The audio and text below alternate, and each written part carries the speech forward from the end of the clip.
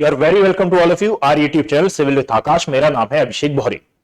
जैसा कि आप सभी को इन्फॉर्म किया गया था कि एवरी संडे यहां पर करंट अफेयर का सेशन होगा। ये करंट अफेयर के सेशन का दूसरा सेशन है। सबसे पहले हमने इंटरनेशनल रिलेशन से पढ़ना स्टार्ट किया था, यानी कि बीते हुए एक वर्ष में कौन कौन से इंटरनेशनल रिलेशन के संबंध में न्यूज़ेस हैं जो आपके एग्जाम पॉइंट ऑफ व्यू के अकॉर्डिंगली इंपॉर्टेंट है। 2026 के हिसाब से हम ये बात कर रहे हैं, उन सभी को हम वेरी सिस्टमैटिक मैनर में यहां पर कवर करने वाले हैं। इससे पहले की क्लास में यदि आप देखेंगे तो हमने फ्री ट्रेड एग्रीमेंट, एफटीए इसको कहा जाता है, सेटा, इसके बारे में बातचीत की थी। आर्कटिक पॉलिसी के बारे में हमने समझा था। आज का जो टॉपिक रहेगा ये इंडिया नेपाल डिस्प्यूट को लेकर, इंडिया चाइना डिस्प्यूट को लेकर मेजरली हम स्टार्ट करेंगे इंडिया चाइना डिस्प्यूट से, और फिर हम बढ़ेंगे आगे की ओर कि और भी कितने मेजर डिस्प्यूट हैं चाइना के अदर कंट्रीज के साथ, और as well as same topic जो कि है एक एक्चुअल में जो मानचित्रात्मक आक्रमण होता है जिसके बारे में कहा जाता है, कार्टोग्राफिक एग्रेशन इसको नाम दिया जाता है, इसके बारे में हम समझेंगे कि ये होता क्या है। फिर हम आगे बढ़ते हुए दो तीन टॉपिक, और आज से एक और बात मैं ऐड करूंगा कि जो करंट सिनेरियो में बहुत ज्यादा इंपॉर्टेंट न्यूज है उसको भी मैं पिक करूंगा कि भाई एक तो बिल्कुल करंट सिनेरियो की न्यूज, और बैक से हमने स्टार्ट किया है, यानी कि मई, जून, जुलाई, अगस्त, सितंबर, है ना, अक्टूबर, नवंबर, दिसंबर, ऐसे भी हम चल रहे हैं। तो एक न्यूज रहेगी, एक या दो न्यूज रहेंगी जो बिल्कुल करंट सिनेरियो की रहेंगी, और एज वेल एज जैसा चल रहा है वैसा ही चलता रहेगा। इन वीडियोस पर एंगेजमेंट लाना ये आपकी रिस्पॉन्सिबिलिटी है। इन वीडियोस पर टॉप लेवल कंटेंट प्रोवाइड कराना ये मेरी रिस्पॉन्सिबिलिटी है। आप अपनी रिस्पॉन्सिबिलिटी निभाएं और मैं अपनी जिम्मेदारी यहां पर स्वतः ही निभाऊंगा, ठीक है। मैं इस बात से अपेक्षित हूं कि आप इन वीडियोस को ज्यादा से ज्यादा शेयर करेंगे, इन पर एंगेजमेंट लाने का प्रयास करेंगे, और जैसा चल रहा है वैसा हम चलते रहेंगे, ठीक है। एक और बात मैं आपको बता दूं कि जितनी भी बातें मैं बोल रहा हूं वो मेरे पीछे मेंशन है। मैं बोर्ड की साइड बहुत ही कम देखता हूं बिकॉज ऑफ कि मेरे सामने मेरा कंटेंट रखा हुआ है, मैं उस पर फोकस कर पढ़ाता हूं, ठीक है। बात समझ में आई। और साथ में मेरा जो फ्लो है ये जब ही बन पाता है जब मैं बोर्ड की साइड ना देखूं या फिर कम देखूं। तो आप के लिए ये जितना भी कंटेंट है यहां पर अवेलेबल है। इस कंटेंट को यदि आपको डाउनलोड करना हो तो आप इसको डाउनलोड कर सकते हैं civil with Akash, that is our Telegram channel. और यदि आपको मुझसे जुड़ना हो तो अभिषेक कुमार ज्योग्राफी, ये मेरा टेलीग्राम चैनल है। आप दोनों में से कहीं पर भी ज्वाइन हो सकते हैं। Civil with Akash Telegram channel पर आपको ये पीडीएफ अवेलेबल हो जाएगी, और तमाम प्रकार की इंफॉर्मेशन के लिए आपको कहां पर जुड़ना है ये over the period of time मैं वीडियोस में आगे बता दूंगा। अब मैं साइड होता हूं और मैं एक एक बातें आपके साथ साझा करना स्टार्ट करता हूं, ताकि किसी प्रकार का कोई भी कॉन्ट्राडिक्शन या फिर किसी प्रकार की कोई भी समस्या आपको इन वीडियोस में ना आने पाए। बोर्ड मेजर पार्ट है तो इसको आप जरा देखिएगा और जरा मेरी बात समझना चालू करना कि आज की जो क्लास बेसिकली स्टार्ट होती है यह है चीन द्वारा जो अरुणाचल प्रदेश, इवन भारत के कई एरियाज के जो नाम चेंज किए जाते हैं इस पूरे डिस्प्यूट को लेकर। एक और बात मैं आपको बता दूं कि यहां पर ऑनलाइन और ऑफलाइन, यानी कि आप लोगों के लिए भी ये क्लास है और यहां पर ऑफलाइन स्टूडेंट भी बैठे हुए हैं, तो कई बार मैं कैमरे की साइड नहीं देखूंगा, तो ऐसा ना सोचें आप कि आप पर मेरा फोकस कम है। एक्चुअली मैं यहां पर बैठे हुए स्टूडेंट की साइड देखूंगा। क्लियर है? चलिए स्टार्ट करते हैं विदाउट एनी डिले। स्टार्ट करें? पक्का 100%। देखिएगा, बीच में रुकेंगे नहीं, ब्रेक होगा नहीं, ठीक है।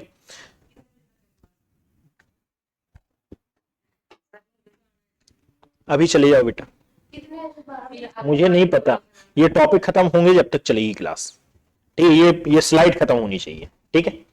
3 न्यूज है, 3 न्यूज जितनी देर में कवर हो जाए, 1 घंटे में हो जाए 1 घंटे में हो जाएगी, ठीक है। 1.5 घंटे में हो जाए 1.5 घंटे, 2 घंटे लग जाए 2 घंटे, ठीक है। मुझे नहीं पता, वैसे 1.5 घंटे मिनिमम लगेंगे, मैक्सिमम लगेंगे 1.5 घंटे, ठीक है। तो उतना मानकर आप चलो। तो यहां पर आप एक बात समझिएगा कि असल में सबसे पहले तो आपको मालूम है कि इंडिया और साथ में चाइना के बीच में कई सारे मेजर डिस्प्यूट्स हैं, और कई सारे मेजर डिस्प्यूट्स पर चर्चा होती है, और इन सभी मेजर डिस्प्यूट्स में से एक जो डिस्प्यूट है ये है सीमा विवाद। What is the meaning of सीमा विवाद? सीमा विवाद का मतलब ये होता है कि चाहे आप 1962 का वॉर देख लें जिसको इंडो सिनो वॉर कहा जाता है, यानी कि भारत चीन युद्ध पूरा, ठीक है, यानी कि भारत चीन युद्ध के बारे में आप चाहे बातचीत कर लो, बोलना मत, यहां पर रिकॉर्ड हो रहा है, आप लोगों की आवाज भी आएगी इसमें, ठीक है। तो आप लोग, हाँ, मैं टोकूंगा नहीं, आप लोग बोलना नहीं। देखो यहां पर आवाज आ जाएगी, मैं नाम ले लूंगा, सार्वजनिक हो जाओगे। बात समझिए, जितने भी लोग बैठे हुए हो, ना समझ में आए तो डाउट पूछ लेना, ना समझ में आए तो डाउट पूछे, डाउट पूछ सकते हो, ठीक। जैसे अपनी ऑफलाइन क्लास लगती है उससे थोड़ा सा ये अलग है ना, तो बात समझो। हाँ, तो यहां पर याद रखिएगा कि जब आप इंडो चाइना वॉर के बारे में, सॉरी, इंडो चाइना डिस्प्यूट के बारे में बातचीत करते हो तो यहां पर एक मेजर डिस्प्यूट होता है, वो है सीमा विवाद। अब ये सीमा विवाद क्यों होता है तो इसकी न्यू के बारे में तो हम जानेंगे। सबसे पहले आप ये समझ लो कि एक्चुअली में चाइना एक प्रकार की पॉलिसी या फिर एक प्रकार के एग्रेशन को अपनाता है, और ये एग्रेशन क्या कहलाता है, इसको कहा जाता है कार्टोग्राफिक एग्रेशन, दैट इज मानचित्रात्मक आक्रमण। यहां पर लिखा हुआ है सभी चीजें, ठीक है, यहां पीछे आपके लिखी हुई है। मानचित्रात्मक आक्रमण का मतलब है कि ना ही हमने सेना भेजी और ना ही हमने कुछ डिस्प्यूट किया, ना ही हमने इंटरनेशनल कोई भी बयानबाजी की, बस हमने किया ये कि जिस भी एरिया पर हम अपना दावा रख रहे थे वहां के मैप को हमने अपने मैप में शो करा दिया, बात समझिए, या फिर उन प्लेसेस के हमने नाम चेंज कर दिए, बात समझिए। इन सभी के माध्यम से हम एक प्रकार से दावा करते हैं कि भाई ये XYZ एरिया, चाहे वो अरुणाचल प्रदेश का हो, चाहे वो नेपाल का हो, चाहे कोई सा भी एरिया हो, ये हमारा है। यानी कि एक प्रकार से मैप मैनिपुलेशन हम करते हैं। कौन? हम, मतलब कि चाइना, ठीक है, मैप मैनिपुलेशन किया जाता है और इसको कहा जाता है कार्टोग्राफिक एग्रेशन। तो असल में फिलहाल में आप मई, जून, जुलाई 2025 की प्रीवियस टाइम की, बीते हुए साल की यदि बात करोगे तो चाइना ने अरुणाचल प्रदेश के कई एरिया का नाम बदला है। इवन अरुणाचल प्रदेश को अपना इंटीग्रल पार्ट मानता है कौन? चाइना। और इंटीग्रल पार्ट क्यों मानता है, सबसे पहले इसके बारे में जान लो, ठीक है। इंटीग्रल पार्ट क्यों मानता है इसके बारे में हम जान रहे हैं, हिस्ट्री, ज्योग्राफी, बायोग्राफी बाद में आना। जब आप चाइना को देखोगे, ठीक है, वर्ल्ड मैप जब आप निकालोगे और वर्ल्ड मैप में जब आप चाइना की लोकेशन देखते हो तो आपको मालूम चलेगा कि एक्चुअली चाइना की 5 फिंगर्स कही जाती हैं, ठीक है। चाइना की 5 मेजर फिंगर्स होती हैं और ये 5 मेजर फिंगर्स कौन सी हैं? तो देखो, वर्ल्ड मैप यहां पर मैंने निकाला, वर्ल्ड मैप, ठीक है, स्पेशली इंडिया, चाइना, इन दोनों ही मैप को आप जरा ध्यान से मेरे साथ अध्ययन करना।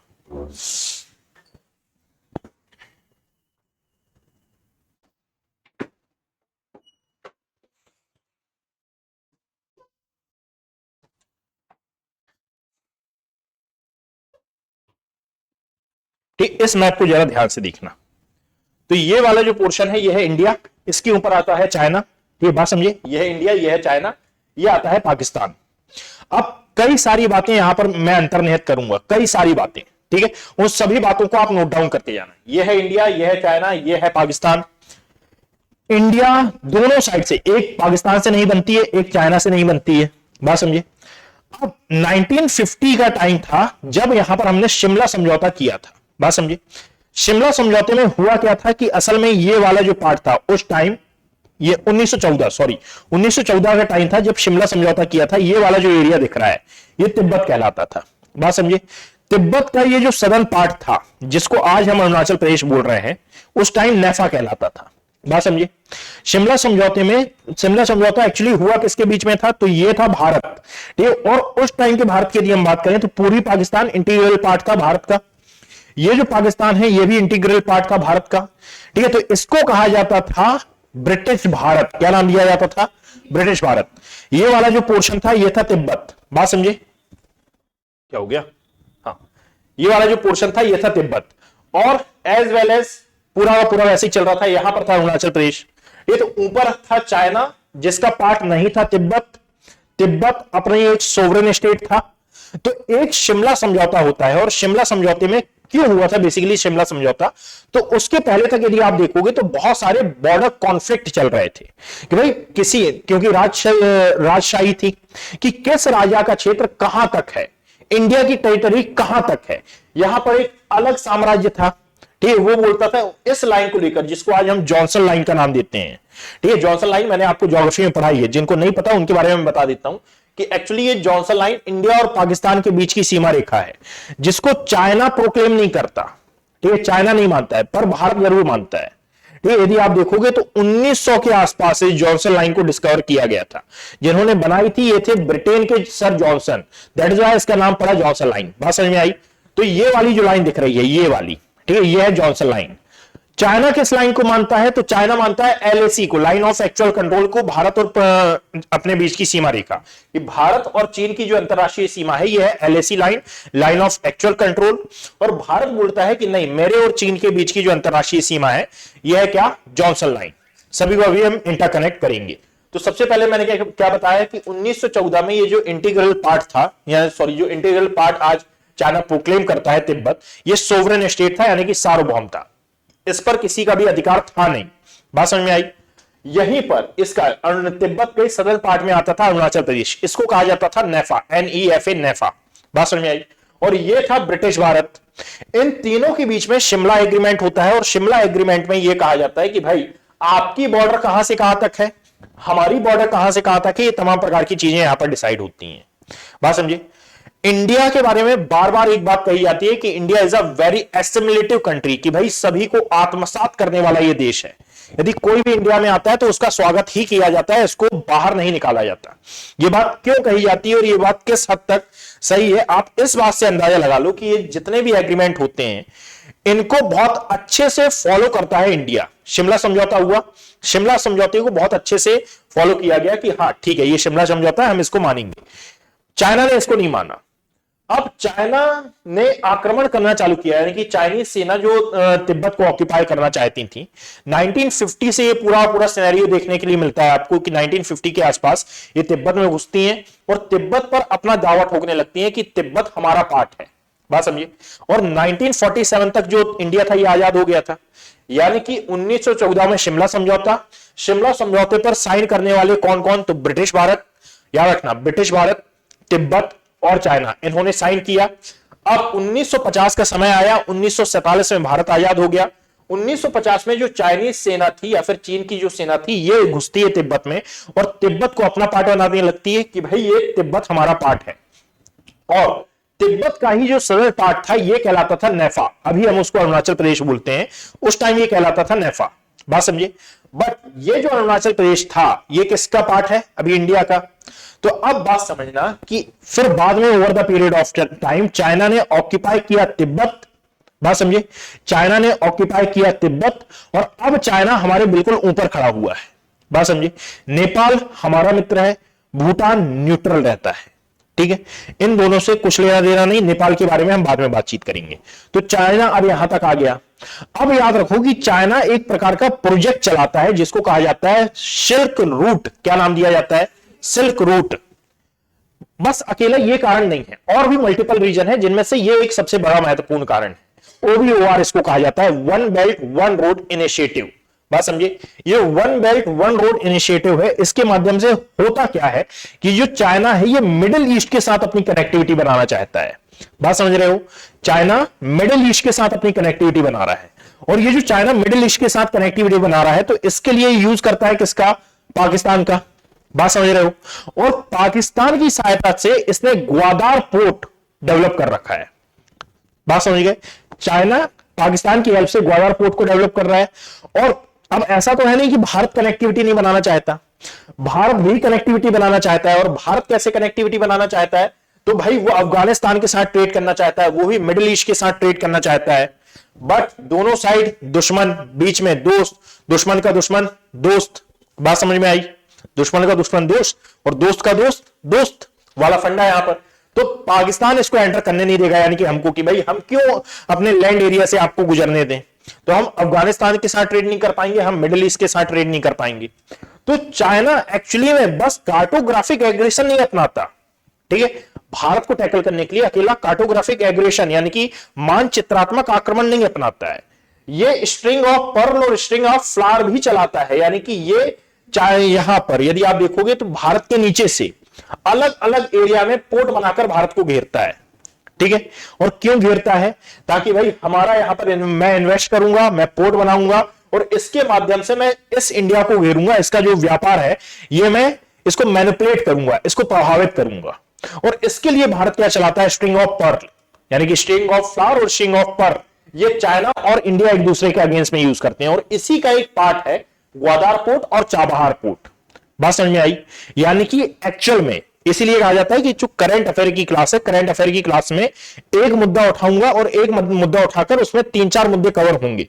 बिकॉज ऑफ कि मैं अकेला ये नहीं बता रहा हूं कि अरुणाचल प्रदेश के नाम क्यों चेंज किया, मैं कार्टोग्राफिक एग्रेशन से यह भी बता रहा हूं कि इंडिया और चाइना का क्या डिस्प्यूट है, इसकी हिस्ट्री क्या है, इंडिया पाकिस्तान का क्या डिस्प्यूट है, चाबहार पोर्ट को भी शामिल करेंगे और as well as Gwadar port को भी हम इसमें शामिल करेंगे। इस पूरे सिनेरियो को अब हम समझने वाले हैं। बात समझ में आई? इसको एक बार में मैं कंपाइल करता हूं ताकि वो स्टूडेंट जिनका दिमाग थोड़ा सा खराब हो रहा है वो थोड़ा सा इस बात को समझ ले।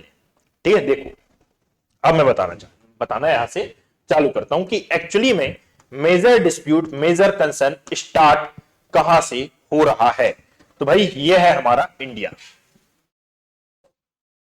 ठीक है, दैट इज इंडियन सब कॉन्टिनेंट वाला रीजन। ठीक है, एक बात समझ में आई? जब आप इसी को आगे बढ़ाओगे, ठीक है, तो यहां से आगे बढ़ते हुए, अच्छा इसको मैं थोड़ा सा साइड करता हूं, ठीक, इसके ऊपर बैठा हुआ है चाइना, यहां पर है पाकिस्तान, और जब आप इसको और थोड़ा सा डिटेल में एनालाइज करेंगे तो आपको मालूम चलेगा कि भाई ये वाला जो सेक्शन है ये है अफ्रीका, और आगे की ओर आए तो दैट इज स्वेज कैनाल वाला सेक्शन, पर्सियन गल्फ, यह है इंडियन सब कॉन्टिनेंट, और ये हमारा साउथ ईस्ट एशिया। ठीक, जरा मेरी बात समझना चालू करना, ठीक है, ये दो मैप को आपको याद रखना है। सबसे पहली बात क्या है कि यहां पर इंडोनेशिया, सुमात्रा, जावा, बाली है, और यहीं पर आपको एक स्ट्रेट देखने के लिए मिलेगी बाय द नेम ऑफ यहां पर मलक्का स्ट्रेट। कौन सी? यहां पर आपको दिखाई देती है, दैट इज मलक्का स्ट्रेट। और मलक्का स्ट्रेट के बारे में यदि ना पता हो तो मैं आपको बता देता हूं कि इस मलक्का स्ट्रेट को एक्चुअली में, इस मलक्का जल संधि को एक्चुअली में डेवलप कर रहा है कौन? चाइना। ठीक है, बात समझ में आई? यहां पर चाइना का डोमिनेंस आपको देखने के लिए मिलता है, और इस मलक्का स्ट्रेट के द्वारा यहां पर बैठा हुआ जो चाइना है ये अपना डोमिनेंस क्रिएट करता है इस इंडो पैसिफिक रीजन में। बात समझ में आ रही है? यह है इंडियन ओशन और यह है पैसिफिक ओशन वाला एरिया। 3-4 मुद्दों को एक साथ समझेंगे तो इंडो पैसिफिक रीजन में ये अपना डोमिनेंस क्रिएट करता है। बात समझिए, यानी कि यहां पर अब यूएसए भी परेशान है, साथ में यहां पर इंडिया भी परेशान है, यहां जो बैठा हुआ जापान है ये भी परेशान है, as well as Taiwan, Philippine, Vietnam, ये सब कुछ आते हैं। बात समझिए, तो यहां से ये जो मेजर, ये जो छोटा सा डिस्प्यूट है इसको अब हम बड़ा करते हैं कि सबसे पहले तो चाइना का जो डोमिनेंस बढ़ रहा है कहां पर? इंडियन ओशन में। एक तो ये कि चाइना, पहली बात है कि अपना जो one belt one road initiative है इसको पूरा करना चाहता है। ठीक है, one belt one road initiative को पूरा करना चाहता है। इसके लिए ये हेल्प लेता है किसकी? पाकिस्तान की, और इसके लिए इसने पाकिस्तान के साथ मिलकर क्या बसाया हुआ है? ग्वादार पोर्ट या फिर ग्वादार बंदरगाह। बात समझिए, भारत ने इसका तोड़ क्या निकाला है? तो यहां पर बैठा हुआ है इंडिया, और इंडिया ने इसका तोड़ निकाला है ईरान के साथ मिलकर, क्या? Chabahar port. नो डाउट कि अभी चाबहार पोर्ट चर्चा में है बिकॉज ऑफ कि ईरान ने सैंक्शन लगाया है, तो इसके कारण ईरान और इंडिया के जो रिलेशन है ये थोड़े से क्वेश्चन मार्क की कंडीशन में आ गए हैं। बट याद रखिएगा कि असल में भारत को उसने टाइम दिया है 26 अप्रैल 2026 का, कि आप देख लीजिए कि 26 अप्रैल तक क्या करना है। और भारत का जो मिनिस्ट्री ऑफ एक्सटर्नल अफेयर है इसने कहा है कि भाई हम ईरान के फॉरेन मिनिस्टर और एज वेल एज यूएसए के फॉरेन मिनिस्टर से हम बातचीत करेंगे और इसका कोई मिडिल पाथ हम निकालेंगे। ठीक है, कि आप सैंक्शन लगा रहे हैं बट हमारा इन्वेस्टमेंट तो यहां पर है ना, और हम तो इसके द्वारा चाइना को टैकल कर रहे हैं, पाकिस्तान पर अपनी डिपेंडेंसी को कम कर रहे हैं। तो याद रखना कि भारत अभी स्टैंड बाय पर है। स्टैंड बाय मतलब कि उसके लिए ये जो टैरिफ सैंक्शन वगैरह की बात है उसके लिए नहीं है, अभी ये सैंक्शन से मुक्त है। ईरान पर जो सैंक्शन लगाए गए हैं इससे भारत मुक्त है। बात समझ में आ रही है? तो अब जरा देखना कि असल में ओबीओआर है, पाकिस्तान है और ग्वादार पोर्ट है। दूसरी बात यह है कि ओबीओआर के थ्रू ये कनेक्टिविटी कहां पर बनाना चाह रहा है? एक्चुअली में जो मिडिल ईस्ट वाला सेक्शन है इससे। अब इस ओबीओआर को सफल करने के लिए यहां पर 4 फिंगर फॉर्मूला यहां पर लगेगा। और 4 फिंगर फॉर्मूला का मतलब क्या होता है कि यहां पर यदि मान लीजिए इस one belt one road initiative को पूरा करना है तो चाइना के लिए यह जरूरी हो जाता है कि भाई ये जो एलएसी वाला पार्ट है ये उसके पास हो। कौन सा? दैट इज ये एलएसी वाला भाग उसके पास हो। ठीक है, ये जो नेफा वाला एरिया है, यानी कि जिसको आज हम अरुणाचल प्रदेश बोलते हैं, ये उसके पास हो। तिब्बत वाला पार्ट उसने पहले ही एक्वायर कर रखा है, और इसके ऊपर आता है जेनजियांग वाला सेक्शन, ये भी उसके पास हो। बात समझ में आई? ये वाला भाग उसके पास हो, ठीक है। और इसीलिए यदि आप यहां पर देखोगे तो जेनजियांग में यूगर मुस्लिम का कॉन्फ्लिक्ट इसके साथ चल रहा है। ये बहुत लंबे टाइम से ये चल रहा है, आज की बात नहीं है, बहुत लंबे टाइम से ये कॉन्फ्लिक्ट चल रहा है। ठीक है, इस एरिया को इसने एक्वायर कर लिया है, ऑक्यूपाई कर लिया है, और ऑक्यूपाई करने के बाद अब लोकलाइट तो विरोध करेंगे ही, तो यूगर मुस्लिम का कॉन्फ्लिक्ट यहां पर हो रहा है। इस एरिया को तो पहले ही एक्वायर कर लिया है, और इसीलिए नेपाल के साथ भी ये कई बार देखना कि बहुत अल्ट्रा प्रोमैक्स एक्टिव दिखाई देता है। 2019 का इंसिडेंट शायद आपको याद हो, जब ओपी कॉली की यहां पर गवर्नमेंट थी, और ओपी कॉली की गवर्नमेंट में जो लिपू लेक वाला एरिया है, नेपाल ने अपने मैप में शो कर लिया था। बात समझे? बिकॉज ऑफ कि चाइना हिमालय को पार करके हमारी बॉर्डर पर आना चाहता है, ताकि जब वॉर की कंडीशन हो तो वॉर की कंडीशन में इसका यूज कर सके। बात समझ में आ रही है? अब जरा देखना कि असल में ये जो नेफा है, इस नेफा का यूज इसलिए करना चाहता है ताकि हिमालय को पार करके ये हमारे बॉर्डरिंग एरिया तक आ जाए, क्योंकि ईस्टर्न पार्ट से ये हमारे साथ वॉर नहीं लड़ सकता। अब इसको और ज्यादा सहायता मिल जाती है कैसे? हमारी मेंटेलिटी से। ठीक है, अब डायरेक्ट वॉर करेगा तो इंटरनेशनल लेवल पर इसकी जो क्रिटिसिज्म है इसको झेलना पड़ेगा। भाई आप डायरेक्ट वॉर क्यों लड़ रहे हो? यदि कोई पार्ट उसका है तो उसके सबूत है उसके पास। ठीक है, तो यहां पर चाइना बोलता है कि, और सीरीज बात है कि आपने 1914 में इस पर साइन भी किए थे। 1950 में यदि आप देखोगे तो 1954 में भी एक समझौता हुआ जिसके तहत यह कहा गया था कि भाई इंडिया के इंटरनल मैटर में चाइना यानी नहीं आएगा, और चाइना के इंटरनल मैटर में इंडिया नहीं आएगा। उसके जस्ट बाद से यदि आप देखोगे तो जवाहरलाल नेहरू ने फॉरवर्ड पॉलिसी अपनाई थी। कौन सी? Forward policy. फॉरवर्ड पॉलिसी का मतलब यह होता है कि एक्चुअली ये बॉर्डर है, और बॉर्डर के बिल्कुल पास में हम क्या लगा देंगे? अपनी जो सेना है ये तैनात करेंगे बिल्कुल पास में। ठीक है, हमको ये लग रहा था 1954 1955 के आसपास, 1959 से 1962 के आसपास कि चाइना इसके लिए तैयार नहीं है, बट चाइना इसके लिए प्रोएक्टिव था, बिकॉज ऑफ कि उसके लिए ये पूरा जो ज्योग्राफी की मैंने बताई ये बहुत ही ज्यादा इंपॉर्टेंट है। और इसीलिए 1962 का वॉर हुआ था, इंडो सिनो वॉर इसको कहा जाता है, और इसका बहुत ही ज्यादा नेगेटिव इंपैक्ट हम पर पड़ा था।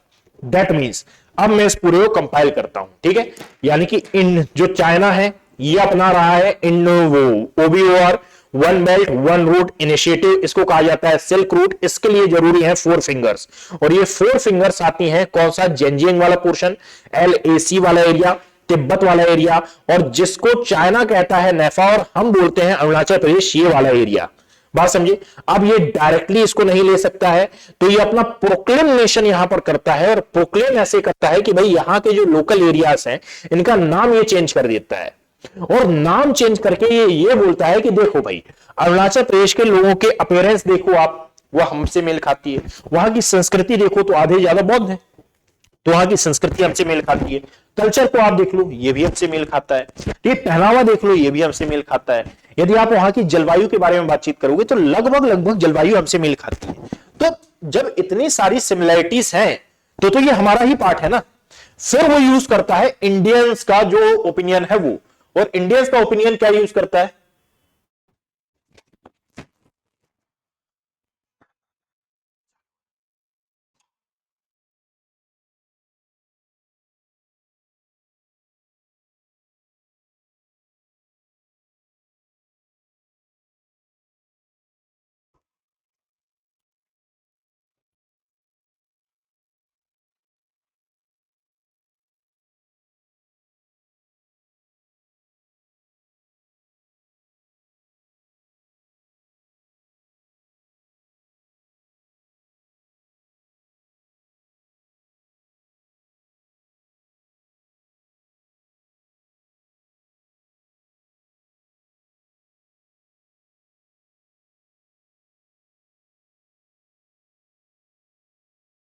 तो ये जो प्रोक्लेम करता है चाइना कि भाई ये वाले पार्ट में आप देख लीजिए ये सभी चीजें हमारे साथ सिमिलरिटी खाती हैं या फिर सिमिलर मेल खाती हैं, तो ये पार्ट हमारा होना चाहिए।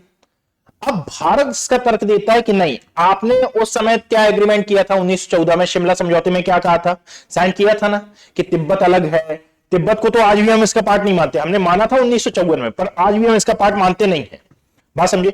हम बोलते हैं कि तिब्बत सॉवरेन है, ये सार्वभौम है, आप इसको इनलीगली ऑक्यूपाई कर रखे हैं। आप ये जो मेंटेलिटी है चाइना की, इसको बढ़ावा दे देते हैं इंडियंस। भाई इंडिया में यदि कोई नॉर्थ ईस्ट का बंदा घूमने के लिए आता है तो ये बात मैंने बार बार बोली है कि उसको हम क्या कहकर पुकार लेते हैं कि तुम नेपाली हो, तुम चीनी हो। क्यों? क्योंकि उनकी आंखें छोटी छोटी हैं, उनका स्किन टोन वैसा है, उनका अपीयरेंस वैसा है, उनकी फिजिकल जो अपीयरेंस है वो वैसी है, तो हम उनको चीनी बोल देते हैं। और ये जो मेंटेलिटी है इसका यूज कर लेता है कौन? कोई बाहर बैठा हुआ अदर कंट्री, जिसमें से चाइना तो सबसे नंबर 1 है। कि चाइना ये एक्टिविटी हमारे साथ अकेले नहीं अपनाता, यही एक्टिविटी यदि आप देखेंगे वियतनाम के साथ, ताइवान के साथ, यही एक्टिविटी फिलीपींस के साथ, यही आप जापान के साथ देखोगे, मल्टीपल नेशन के साथ ये यही एक्टिविटी अपनाता है। यही थ्योरी उसकी, ठीक है, कि भाई जो भी एरिया ऑक्यूपाई करना है वहां पर अपना कल्चर पहुंचा दो, वहां पर कल्चरल सिमिलरिटी आप ले आओ, वहां के नाम बदल दो और फिर उस पर अपना प्रोक्लेमेशन आप करने लगो कि ये एरिया हमारा ही है। यही करता है ये कहां पर?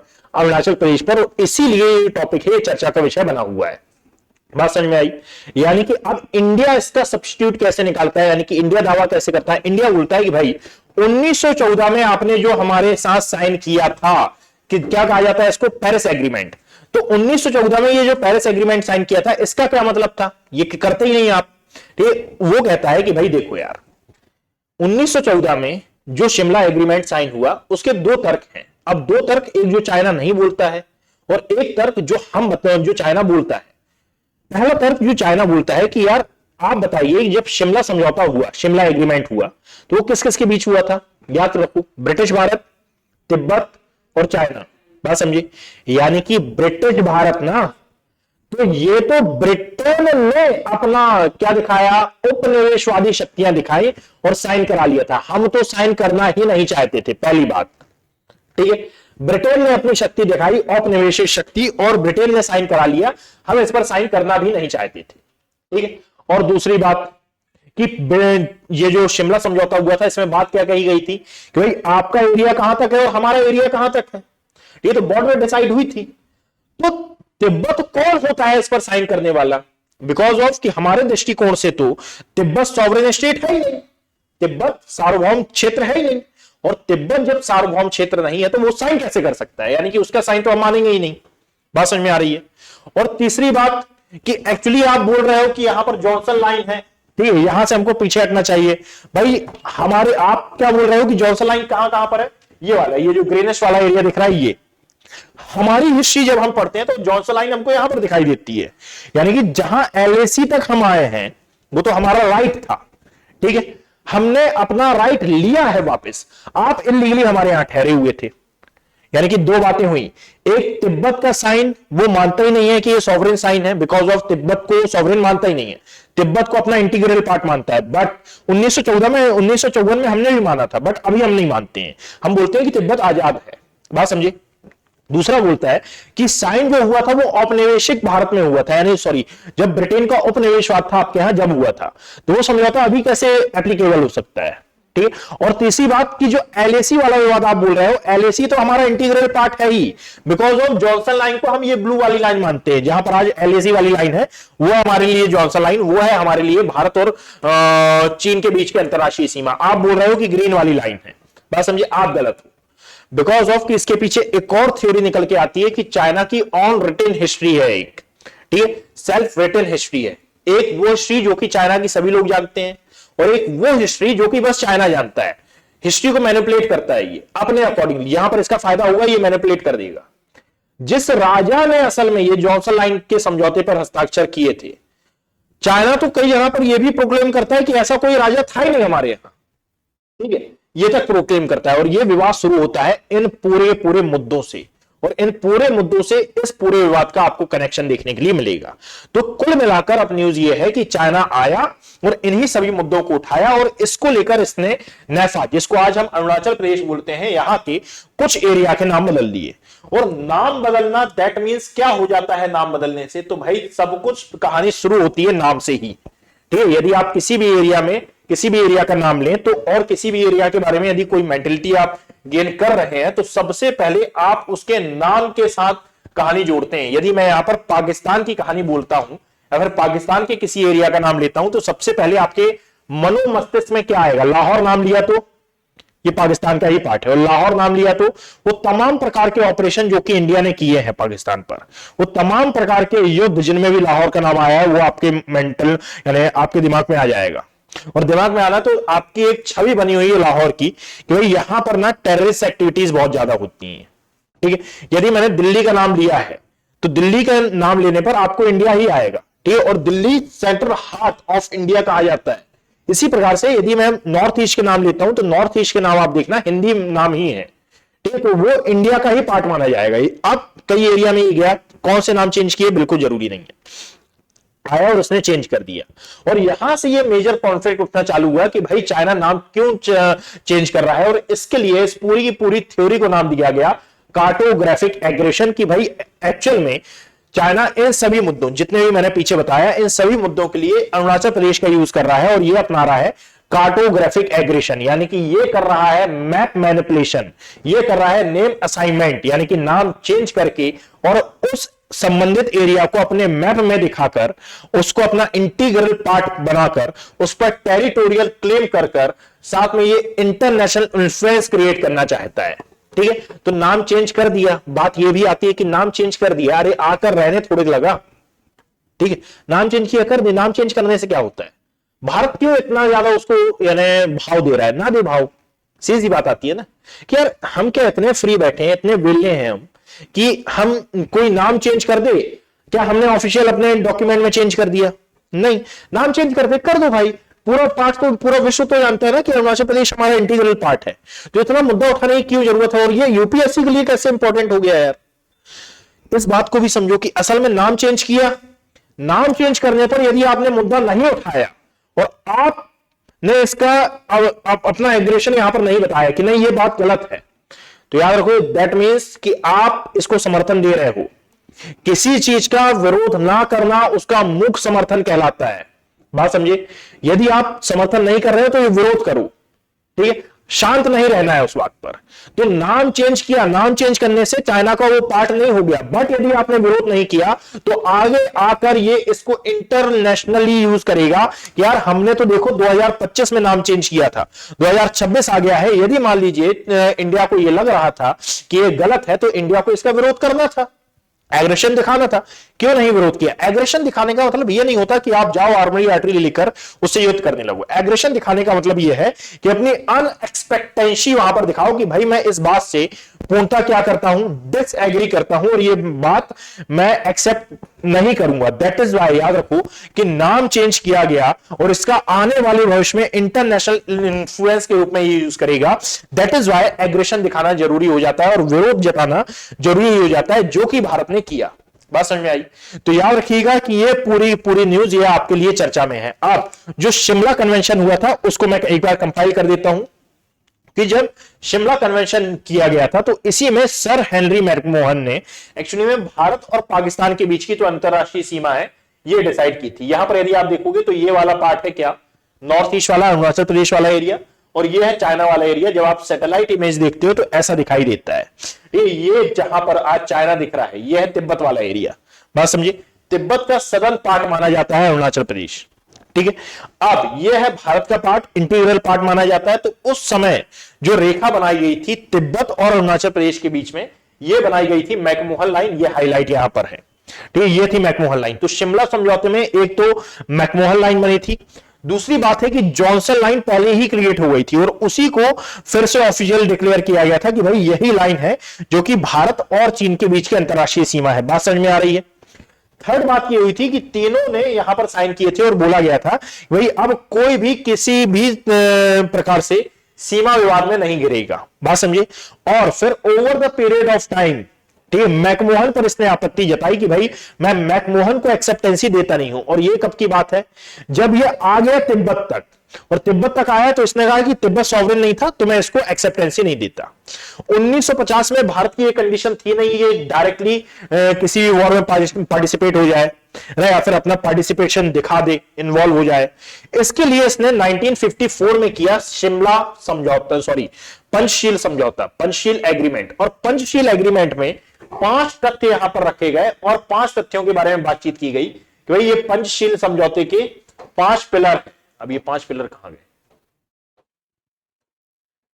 पंचशील इसको कही जाए, खैर हैरी डालना पंचशील समझौता, इसके 5 पिलर आप लिखना कि इसके मेनली 5 पिलर थे जिसके बारे में कहा गया था कि भाई इन 5 पिलर पर हम दोनों एग्री करते हैं। मेनली इसमें बात यह थी कि इंडिया के इंटरनल मैटर में चाइना नहीं बोलेगा, और चाइना का जो इंटरनल मैटर है, internal matter that means China Tibet को ऑक्यूपाई कर रहा है, क्या आपको कुछ दिक्कत है? तो आप बोलोगे नहीं, नहीं है दिक्कत, ठीक, आप मानो कि ये तिब्बत किसका? चाइना का इंटीग्रल पार्ट है। इंडिया ने इसको एक्सेप्ट भी कर लिया था। बात समझ में आई? यानी कि चाइना के इंटरनल मैटर में आप नहीं बोलोगे और इंडिया के इंटरनल मैटर में चाइना नहीं बोलेगा। तो जितने भी एग्रीमेंट हैं, इंडिया अपने एग्रीमेंट अच्छे से फॉलो करता है, तोड़ता सामने ही वाला है। पाकिस्तान के सिनेरियो में देख लो, अब चाहे इंडिया के सिनेरियो में देख लो, पाकिस्तान ने भी कई एग्रीमेंट तोड़े, जब उसने तोड़े तो हमने तोड़े। चाहे इंडस वाटर ट्रीटी की बात करो, चाहे आप नेहरू लियाकत एग्रीमेंट की बात करो, चाहे मल्टीपल एग्रीमेंट की आप बात करो, चाहे एलओसी डिस्प्यूट की आप बात करो, चाहे आप जम्मू कश्मीर डिस्प्यूट की बात करो जिसमें महाराजा हरि सिंह की बात होती है, चाहे आप ये सरक्रिक विवाद की बात करो, जितने भी विवाद हैं पहले सामने वाले शुरू करते हैं, फिर भारत यहां शुरू करता है। बिकॉज ऑफ भारत इस बात को बड़े अच्छे से जानता है और बड़े अच्छे से एक्सेप्ट करता है कि किसी भी वॉर में पार्टिसिपेशन किसी भी कंट्री को पीछे ही ढकेलता है, इसलिए इंडिया नहीं चाहता कि मैं किसी भी वॉर में पार्टिसिपेशन अपना दिखाऊं।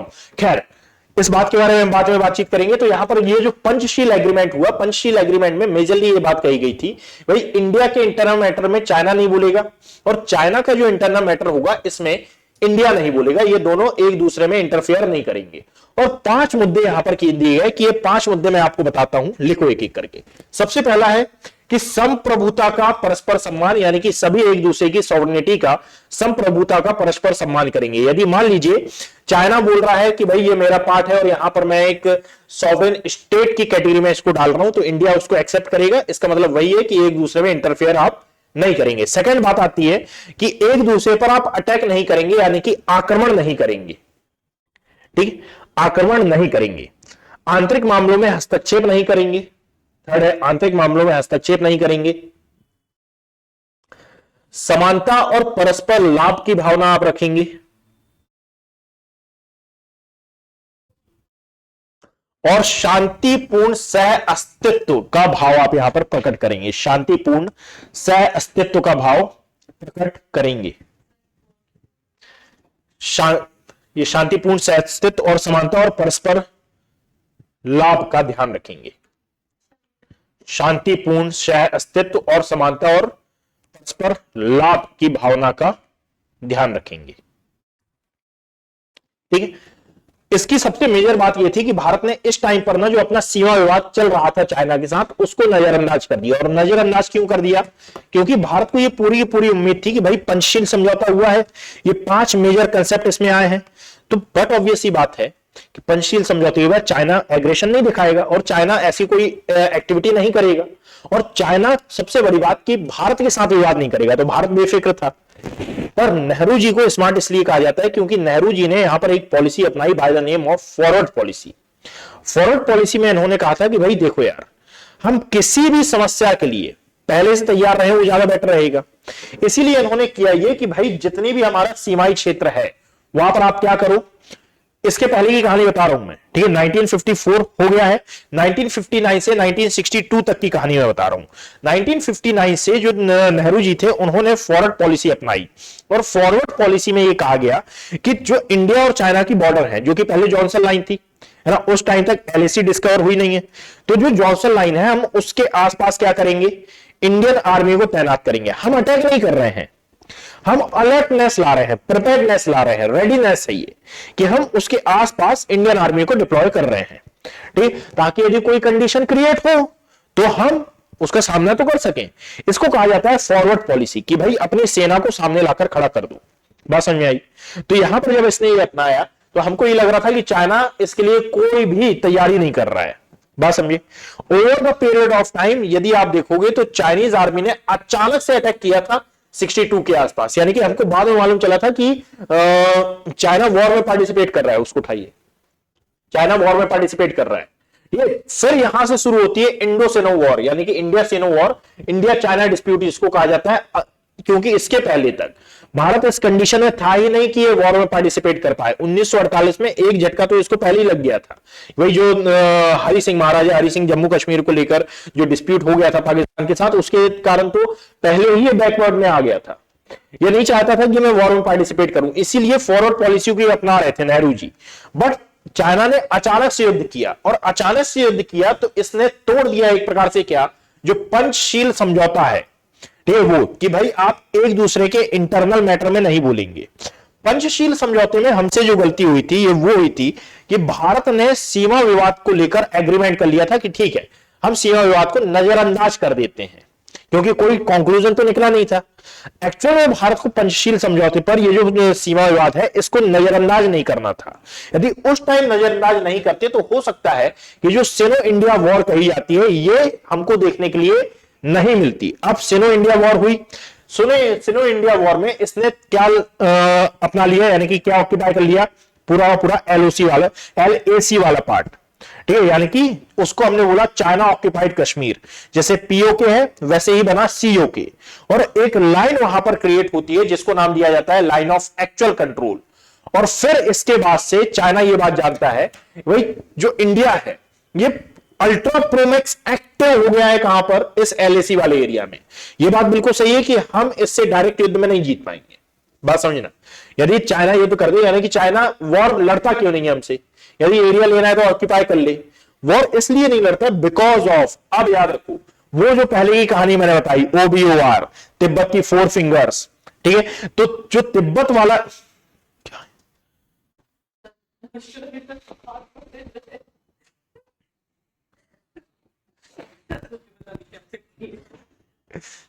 तो यहां पर याद रखना कि अब वो जो मैंने स्टार्टिंग में बताया था वही चाइना की 4 फिंगर्स है और चाइना की जो पॉलिसी है OBOR, ठीक है। अब इसके लिए चाइना यहां पर खड़ा हुआ है कि भाई यदि मान लीजिए मुझे युद्ध लड़ना भी होगा तो नीचे क्या है तिब्बत, और तिब्बत में उतना अच्छा इंफ्रा है नहीं।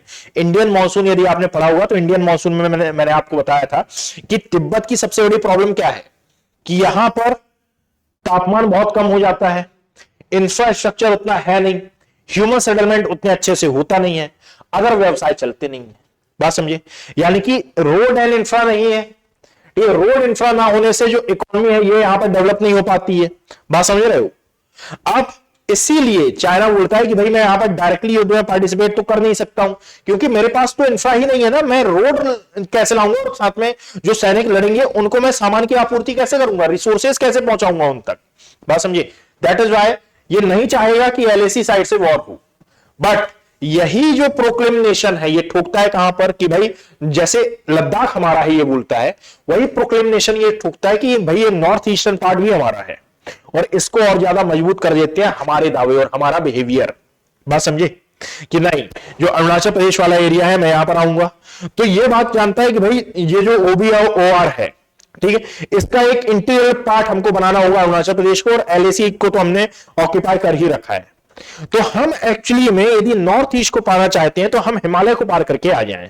दोनों बात समझना है कि एक साइड से लद्दाख से ये कर रहा है, एक साइड से अरुणाचल प्रदेश से ये कर रहा है, दोनों साइड से ये खेल रहा है। और इसके लिए अरुणाचल प्रदेश में जो स्ट्रेटजी अपना रहा है इसको कहा जाता है कार्टोग्राफिक एग्रेशन, मानचित्रात्मक आक्रमण, ठीक है, कि मैं मानचित्र पर नाम बदलूं, ऑफिशियली मैं अपना जो मैप है उसमें अरुणाचल प्रदेश को दिखाऊं, और इंटरनेशनल लेवल पर मैं ये दावा ठोकूं कि ये देखो हमारी हिस्ट्री में ये मेंशन है और ये बिल्कुल सही है। इसी को लेकर आप विकिपीडिया में जाना और विकिपीडिया में इंडिया का मैप सर्च करना। विकिपीडिया में जब आप इंडिया का मैप सर्च करोगे तो जो एलओसी वाला पार्ट है ना, ये कई बार इंडिया के मैप में नहीं दिखाया जाता।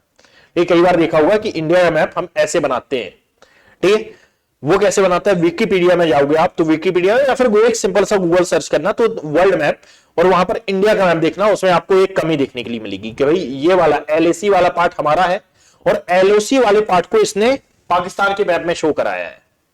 ये कहां से हुआ है, ये कहां से, क्या विकिपीडिया हमसे पर्सनली दुश्मनी निकाल रहा है? नहीं ना। तो ये मैप मैनिपुलेशन है जिसमें इंडिया के मैप को इंटरनेशनली क्या दिखाया गया है, इंटरनेशनली दिखाया गया है कि भाई ये जो एलओसी वाला पार्ट है ये पाकिस्तान का इंटीग्रल पार्ट है, और जो एलएसी वाला पार्ट है ये चाइना का इंटीग्रल पार्ट है। कई यहां पर इंडिया मैप ऐसे दिखाया जाता है, यानी कि ये जो दो मुंडियां निकली हुई है दिखाई नहीं जाती, ये ऐसा डायरेक्ट दिखाया जाता है, ये वाला पार्ट चाइना के पास है और ये वाला पार्ट इंडिया पाकिस्तान के पास है। बात समझ रहे हो, ये कहलाता है मैप मैनिपुलेशन, ये करता है चाइना। और इसका इसके रिटेलिएशन में जो भारत है ये बोलता है कि नहीं, हम इसको एक्सेप्ट बिल्कुल भी नहीं करेंगे। अब ये जितनी भी बातें लिखी हुई हैं इसको एक बार आप देख लीजिएगा। बात समझ में आई? चाइना को अरुणाचल प्रदेश को वैध राज्य का दर्जा दिया था हमने, दैट इज वाई हम यहां पर अपने आर्टिकल नंबर 1 का भी उल्लेख करते हैं। ठीक है, यानी कि ये कहा जाता है कि भाई आपने तो अरुणाचल प्रदेश को बाद में मिला है, यदि आप हिस्ट्री पढ़ोगे तो आपको मालूम चलेगा कि अरुणाचल प्रदेश हमारे पास बाद में मिला। तो यहां पर हम आर्टिकल नंबर 1 का भी उल्लेख करते हैं, और एज वेल एज चाइना भी हमारे आर्टिकल नंबर 1 का उल्लेख करता है कि भाई आपने आर्टिकल नंबर 1 का गलत यूज करके अरुणाचल प्रदेश को अपना पार्ट बनाया है।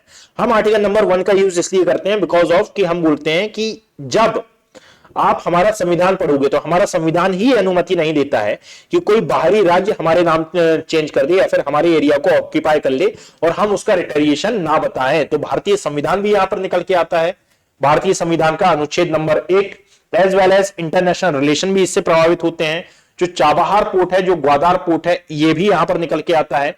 जो भारत के रिलेशन है इंटरनेशनली वो भी यहां पर निकल के आते हैं। बात समझिए, यानी कि अब जब आप इंडो चाइना डिस्प्यूट के बारे में बातचीत करेंगे तो वहां पर एक सबसे मेजर पॉइंट आएगा कार्टोग्राफिक एग्रेशन।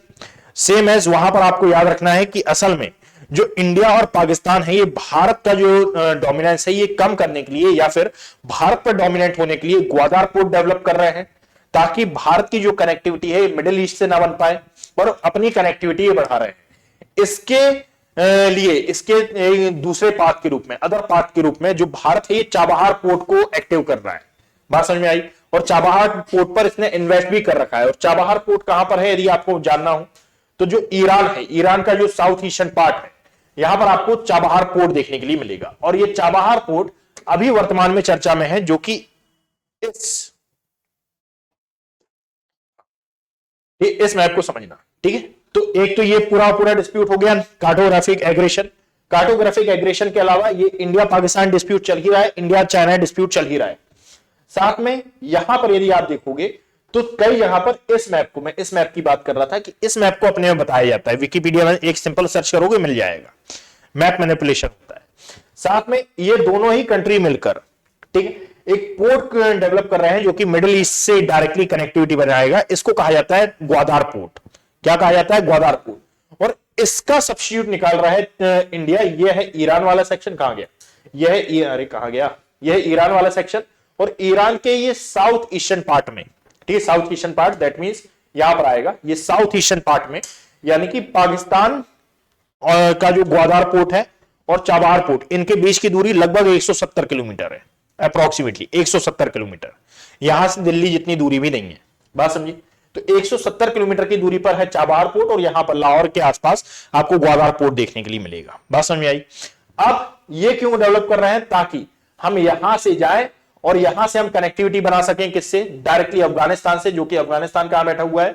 यह पाकिस्तान और यह है अफगानिस्तान। तो यहां के थ्रू हम अफगानिस्तान से कनेक्टिविटी बना सकें। एज वेल एज ये आता है मिडिल ईस्ट वाला सेक्शन, हम इससे कनेक्टिविटी बना सके। तो इसके द्वारा हम क्या करेंगे? ये जो पाकिस्तान है इसको हम बाईपास कर देंगे कि भाई आपकी कोई जरूरत नहीं है बस। और पाकिस्तान को बाईपास किया मतलब कि चाइना का डोमिनेंस अपने आप कम होगा। बात समझ में आई? बात समझ में आ रही है?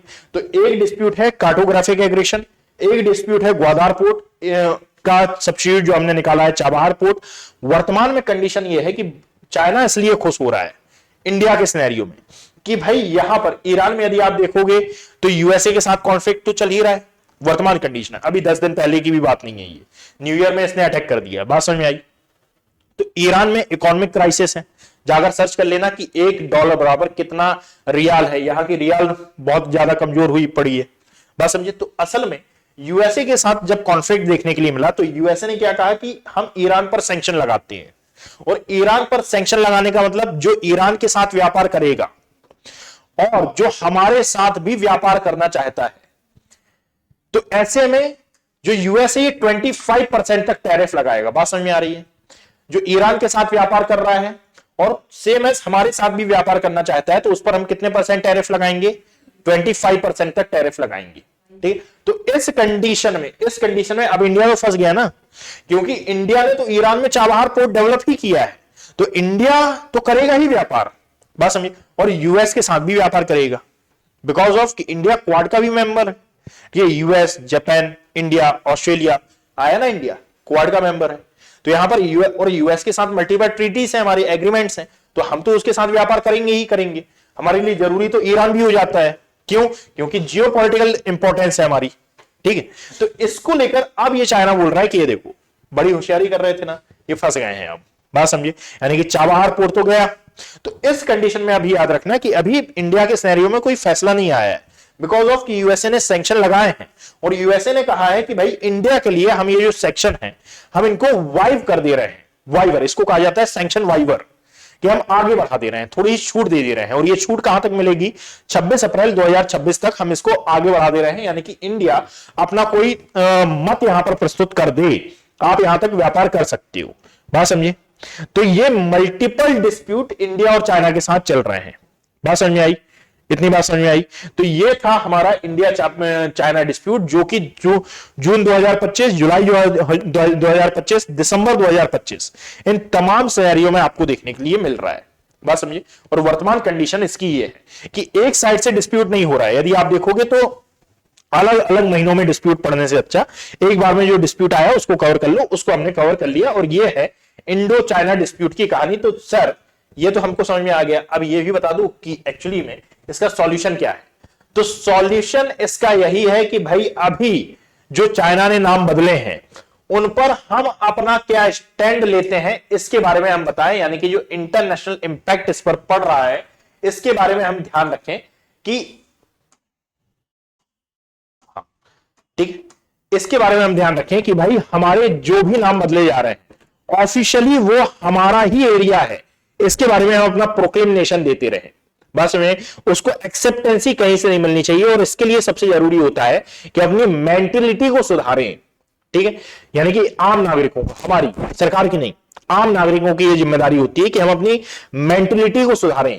ठीक है, आपने सुना होगा कि अभी वर्तमान में नागालैंड में शायद एक विवाद हुआ था, और नागालैंड में विवाद को लेकर यह बात कही गई थी कि नागालैंड एक स्वतंत्र स्टेट है या फिर नागालैंड को हम अलग कर देंगे। बस में इसको लेकर बहुत सारी रील्स भी वायरल हो रही हैं। नॉर्थ ईस्ट में ये डिस्प्यूट बहुत कॉमन होते जा रहा है आजकल। क्यों हो रहा है? बिकॉज ऑफ कि उनको हम इंडियंस मान ही नहीं रहे हैं, तो इसका फायदा आजू बाजू वाले जो राज्य, आजू बाजू वाले जो देश हैं ये उठाकर ले जाते हैं। बात समझ में आ रही है? तो ये है असल में इंडिया और चाइना के बीच में जो कार्टोग्राफिक डिप्रेशन चल रहा है या फिर एग्रेशन का मामला जो चल रहा है उसको लेकर पूरा डिस्प्यूट। और इसके लिए अभी वर्तमान में ऐसा कोई भी क्लॉज आया नहीं है जिसके तहत यह कहा जाए कि भाई ये जो मुद्दा है सॉल्व है। एक और बात सुनो कि जहां पर चाइना नहीं पहुंच पाता, ठीक है, जहां पर चाइना नहीं पहुंच पाता है वहां पर अपना कोई देश भेज देता है। यानी कि चाइना की यह भी रणनीति है कि भाई यदि मान लीजिए किसी भी देश को कंट्रोल करना है तो उसके लिए सबसे अच्छा तरीका है कि उस देश पर इन्वेस्टमेंट कर दो। श्रीलंका को कंट्रोल करना है, श्रीलंका पर इन्वेस्ट कर दो। पाकिस्तान को कंट्रोल करना है, पाकिस्तान पर इन्वेस्ट कर दो। किसी भी देश को कंट्रोल करना है तो उस देश पर आप इन्वेस्टमेंट कर दो। इन्वेस्ट कितना करो? इन्वेस्ट इतना करो कि वो कभी चुका ना पाए।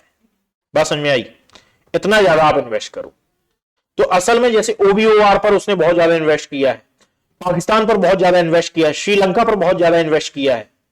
तो ये चाइना की पॉलिसी है। ऐसे ही याद रखना कि इंडिया और नेपाल ये दोनों बहुत अच्छे मित्र हैं।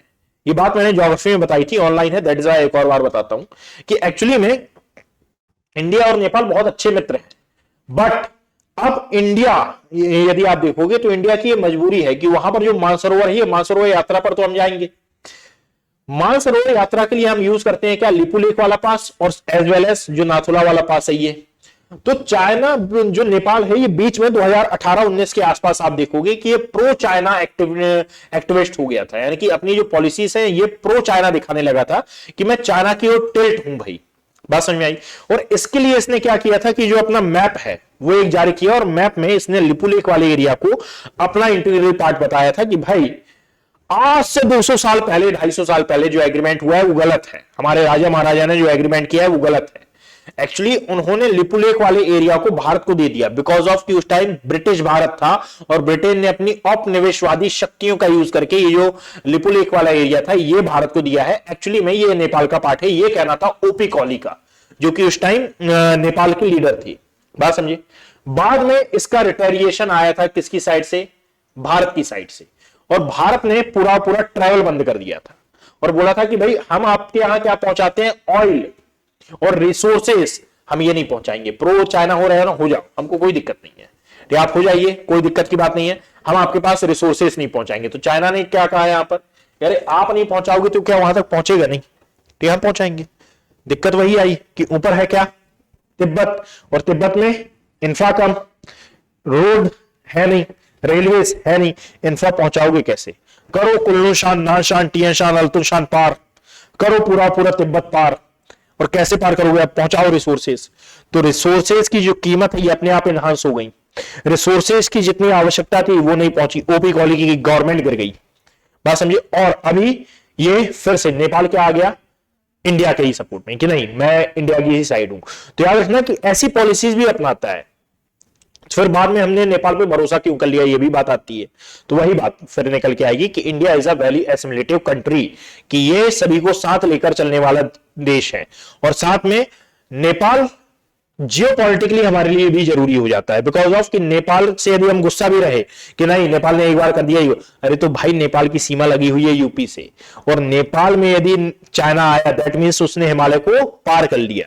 तो सभी सिनेरियो से सोचना पड़ता है। बात समझ में आई? तो ये कंडीशन भी अपनाता है कौन? चाइना। इन सभी को आप एक बार में याद रखिएगा। बात समझ में आई? ये सभी बातें यहां पर मेंशन है, इसको एक बार में आप देख लीजिएगा। बात समझ में आया? जैसे इस मैप को यदि आप देखोगे तो ये एआई जनरेटेड मैप है।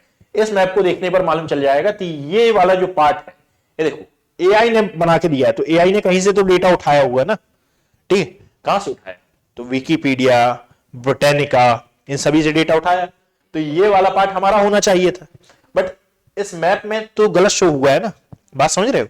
तो ये वाले मैप की मैं बात कर रहा था। तो इस मैप को जब भी आप मैप यूज करें तो इसको देख लें एक बार, मैं देखना भूल गया तो उसको आप सुधार लेना, ठीक है? चलिए अब आगे आते हैं। आप इतनी बातें समझ में आई हैं पक्का? कितने परसेंट? पूरी। इसको जाकर रिवाइज करना, बहुत यानी डायमेंसिव बातें हैं ये। बात समझिए। अब इसके बारे में यानी कि भारत अमेरिका जो समुद्री सहयोग है इसके बारे में बातचीत करो भाई, इंडिया और यूएसए। आप जरा देखना समस्या है कहां पर। हाँ, ये अब देखना समस्या एक्चुअली में है कहां पर।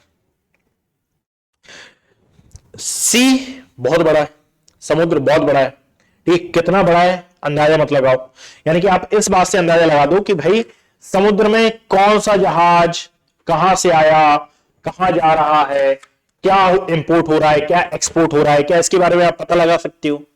सीधी बात है कि पता लगाना थोड़ा सा मुश्किल है। बात समझिए। असल में याद रखिएगा कि जो समुद्र है इसके द्वारा बहुत ज्यादा इलीगल ट्रैफिकिंग भी होती है, इलीगल स्मगलिंग भी होती है, इलीगल फिशिंग भी होती है, मल्टीपल टाइप के इलीगल वर्क होते हैं, इलीगल काम होते हैं इससे, ठीक है, समुद्री मार्ग के द्वारा। अब इलीगल काम जो हो रहे हैं क्या उनको पकड़ा नहीं जा सकता? भाई पकड़ना बहुत ज्यादा मुश्किल है, बिकॉज ऑफ कि समुद्र बहुत बड़ा है। इसीलिए मैंने बात ही शुरू की कि समुद्र इतना बड़ा है कि यहां पर क्या क्या एक्टिविटी हो रही है आप इसको इसके बारे में पता नहीं लगा सकते। और यदि पता लगाना है तो इसके लिए एक एक्स्ट्रा ऑर्डिनरी सिस्टम चाहिए रहता है। बस समझिए। प्रॉब्लम्स यहां से शुरू होती है कि वही इंडो चाइना से शुरू करते हैं। ये बैठा हुआ है चाइना, और चाइना यहां साउथ चाइना सी में अपना जो डोमिनेंस है ये बनाकर रखता है, मलक्का स्ट्रेट पर अपना डोमिनेंस बनाकर रखता है, और इसके माध्यम से ये एंटर कर जाता है कहां पर? इंडियन ओशन में। तो पैसिफिक ओशन और इंडियन ओशन दोनों इसमें शामिल हुए। तो याद रखो ये जो रीजन कहलाता है ये कहलाता है इंडो पैसिफिक रीजन। क्या कहलाता है ये? Indo Pacific region. क्या कहलाता है? वेरी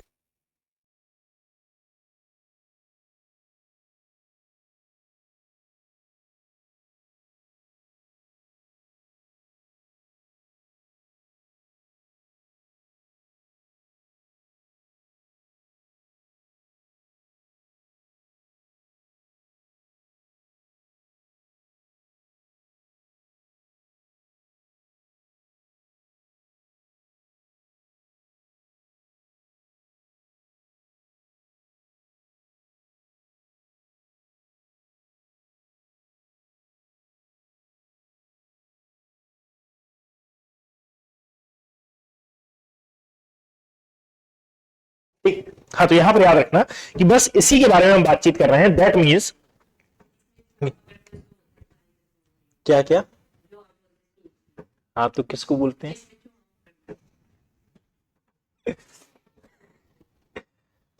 पिंजरा बोलते हैं उसको मैम। अच्छा, पिंजरा पिंजरी, ठीक है। फीमेल को पकड़ने वाला पिंजरी और फीमेल को मेल को पकड़ने वाला पिंजरा। ठीक, चलिए कोई नहीं, आइएगा। तो यहां पर याद रखना कि ये जो पूरा पूरा सी है, इसमें कई प्रकार के इलीगल काम होते हैं, जैसे कि इलीगल फिशिंग, ड्रग स्मगलिंग हो गया, इलीगल जो ट्रैफिकिंग हो गया, आर्म ट्रैफिकिंग हो गया, टेरर फंडिंग हो गया, ये तमाम प्रकार के काम।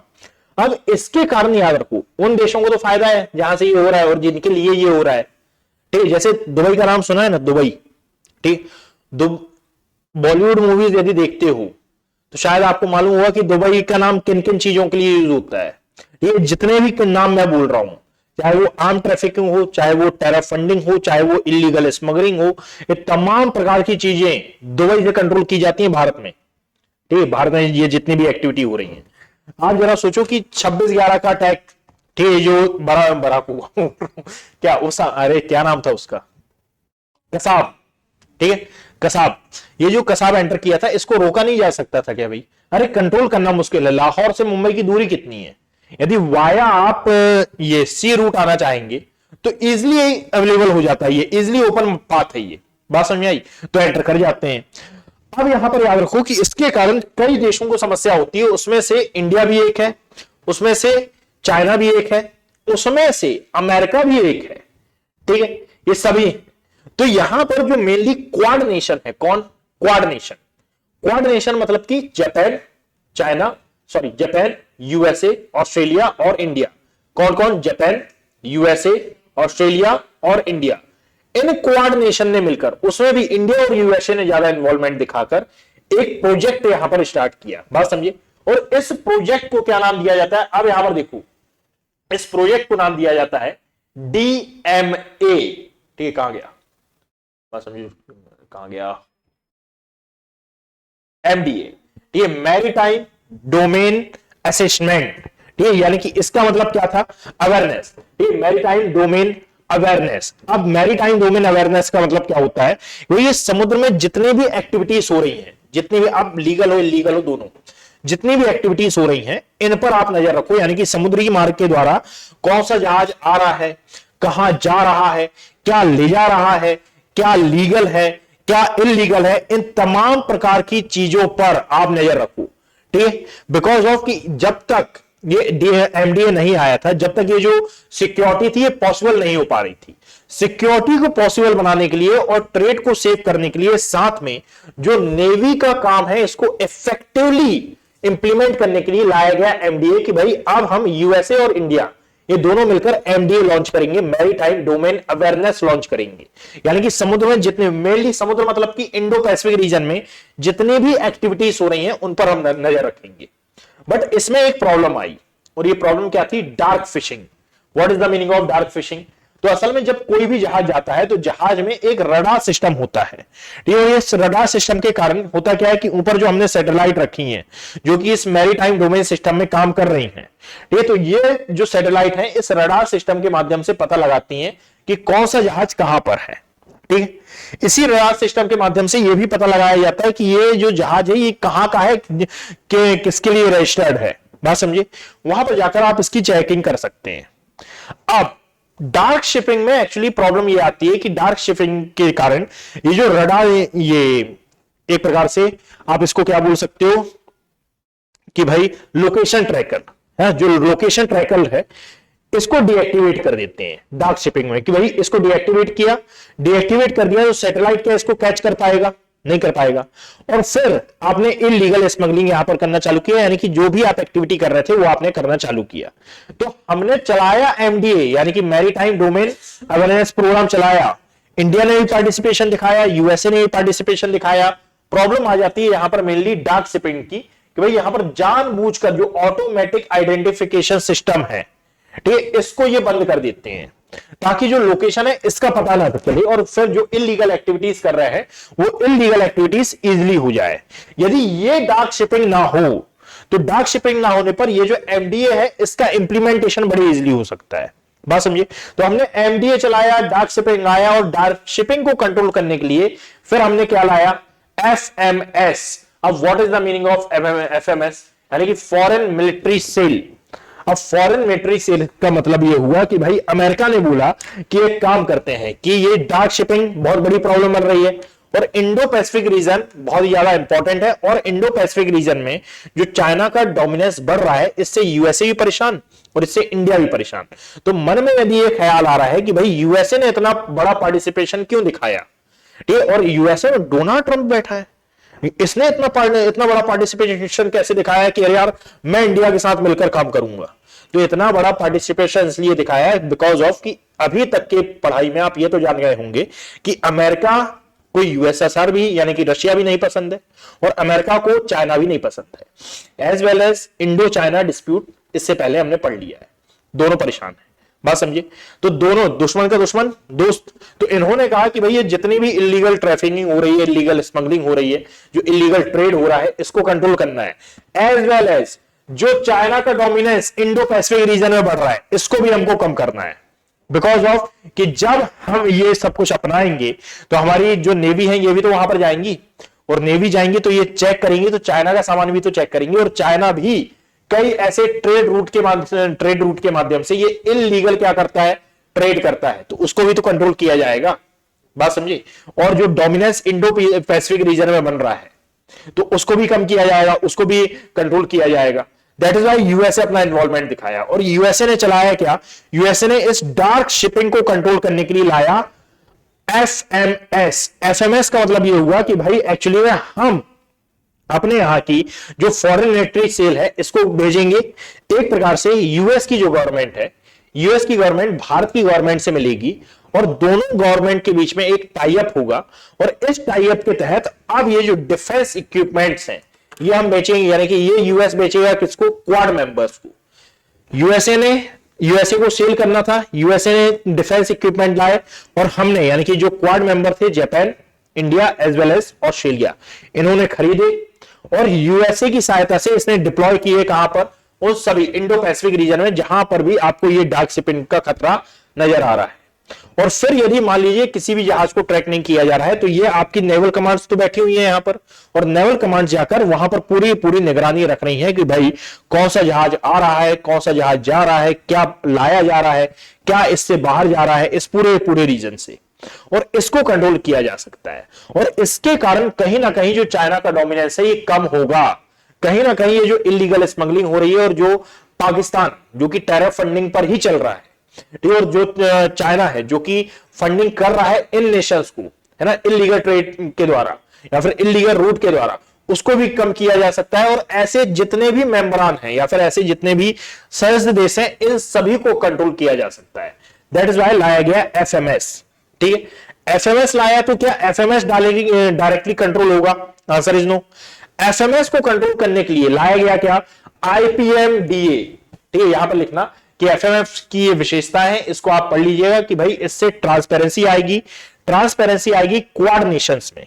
ठीक है, क्वाड नेशंस में, साथ में ये गवर्नमेंट टू गवर्नमेंट यानी कि सरकार के बीच में होने वाला टाई अप है, कि बीच में कोई बिचौलिया नहीं होता, कोई भी, यानी एक प्रकार से आप बोलते हो ना कि कौन नहीं होता, एजेंट नहीं होता। एजेंट नहीं होता तो भ्रष्टाचार कम होता है, और भ्रष्टाचार कम होता है तो इसके द्वारा आप जो ट्रांसपेरेंसी है ये और ज्यादा अच्छे से ला सकते हो। साथ में विदेश नीति, ओके ठीक है, जवाब देइए, हटाओ। क्या बता रहा हूं, यहां पर आओ, ये लाया। ठीक है, आईपीएमडीए कि भाई ये आएगा कैसे, यानी कि यदि हम एफएमएस लागू करेंगे तो ये होगा कैसे, तो इसके लिए लाया गया आईपीएमडीए, यानी कि Indo Pacific maritime domain awareness. यानी कि ये पूरा इसमें क्या यूज करेंगे हम, मेनली सैटेलाइट एआईएस डेटा हमारे द्वारा बनाया हुआ, ठीक है, जिसमें हम ट्रैक करेंगे जहाजों को। साथ में याद रखिएगा कि जो रडार इनपुट्स है इसका हम यूज करेंगे, और कौन सा जहाज कहां पर जा रहा है, किस लोकेशन पर है, ये हम करेंगे। तो सबसे पहले याद रखना कि असल में इंडो अमेरिका जो सी एग्रीमेंट है ये इसलिए जरूरी हो जाता है बिकॉज ऑफ कि इंडो पैसिफिक रीजन में कई ऐसे सी रूट्स हैं जिनका उपयोग हम इलीगल ट्रेड के लिए करते हैं और साथ में हम इलीगल शिपिंग के लिए करते हैं। कई प्रकार के अवैध काम इस रीजन से किए जाते हैं और ये जो अवैध काम है इनका जो खामियाजा है ये मेनली आपको आपके क्वाड नेशंस को भुगतना पड़ता है और क्वाड नेशन इससे बहुत ज्यादा परेशान थे। दैट इज वाई टोक्यो सम्मेलन जब होता है तो यहां पर मालूम चलता है कि भाई इंडिया, यूएसए और ऑस्ट्रेलिया और जापान इन सभी की एक सिमिलर प्रॉब्लम है। और ये सिमिलर प्रॉब्लम क्या है? तो ये जो ट्रेड रूट के माध्यम से या फिर सी रूट के माध्यम से डार्क शिपिंग हो रही है ये, क्योंकि इससे पहले हमने लॉन्च कर दिया था क्या? एमडीए। तो एमडीए उससे पहले उतने अच्छे सफल नहीं हो पा रहा और इसके लिए वर्तमान में लॉन्च किया गया है क्या? एफएमएस। और इसको चलाएगा कौन? आईपीएमडीए। ठीक है, आईपीएमडीए that means Indo Pacific maritime domain awareness, और ये लाया गया है क्वाड नेशंस के द्वारा। किस रीजन में? तो ये पूरा रीजन है। दैट इज वाई यहां पर यूनाइटेड स्टेट लिखा हुआ है, यहां पर इंडिया लिखा हुआ है। इस पूरे रीजन में ये लाया गया है, ये गलत है, जापान लिख दिया है यहां। ठीक है, तो ये इस पूरे के पूरे रीजन में ये लाया गया है। बात समझ में आई? इसके बारे में आप अब जितने भी ये टॉपिक दिए हुए हैं इसको एक बार पढ़ लीजिएगा, बाकी सब ठीक है। ये है अब इसके बाद आपका एक करंट सिनेरियो का टॉपिक, इसके बारे में याद रखो। इसके बारे में जानते हो क्या होता है? बोलो क्या हो गया, लड़ क्यों हो रहा है?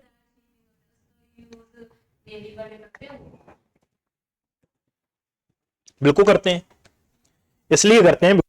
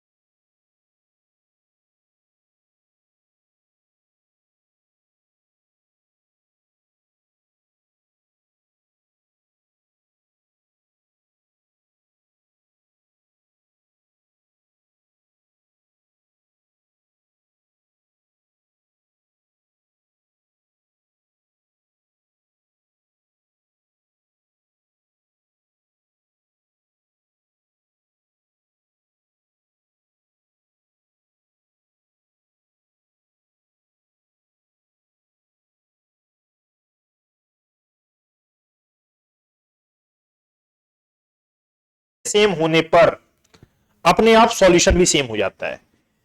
यूएसए का इंटरेस्ट क्या है कि चाइना का डोमिनेंस कम हो, हमारा इंटरेस्ट क्या है? चाइना का डोमिनेंस कम हो। इंटरेस्ट सेम तो सॉल्यूशन सेम। ठीक, बात ये हो जाती है, इंटरेस्ट सेम होने पर सॉल्यूशन अपने आप स्वतः ही सेम हो जाते हैं। बात समझे? अब इसके बारे में बताओ मेरे को, बताइए। हाँ बोलिए डिंपल जी। इकॉनमी हुई है आपकी, है ना सब्जेक्ट ग्रेजुएशन में आपके? बताओ बताओ बताओ किसका है इकॉनमी? अभी आपने बोला था ना, पता है, बोलो ना। जैसे ऑनलाइन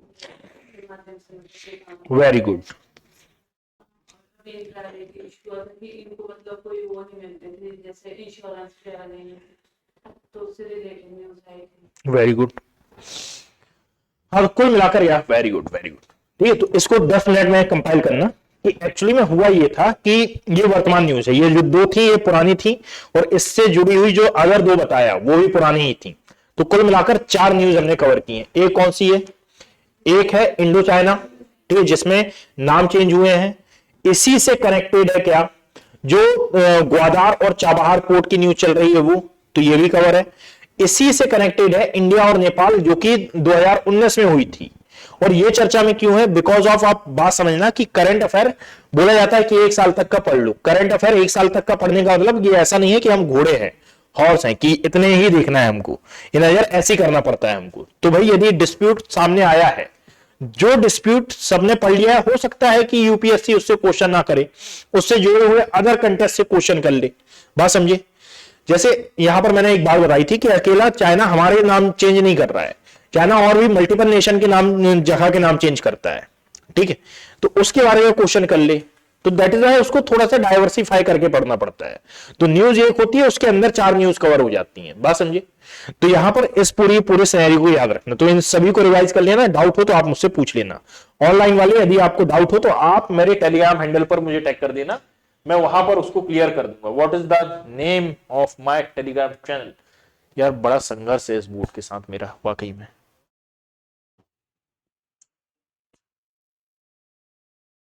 तो होता है, दिख रहा है किसी को? कहाँ है पेन? नहीं, ये वाला नहीं।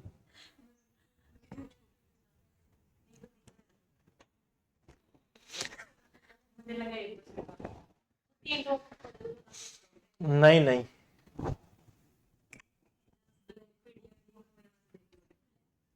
हाँ ये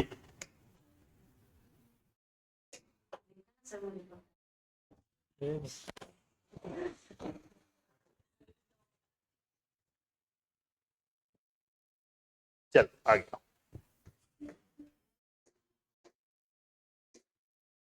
चल देखिएगा,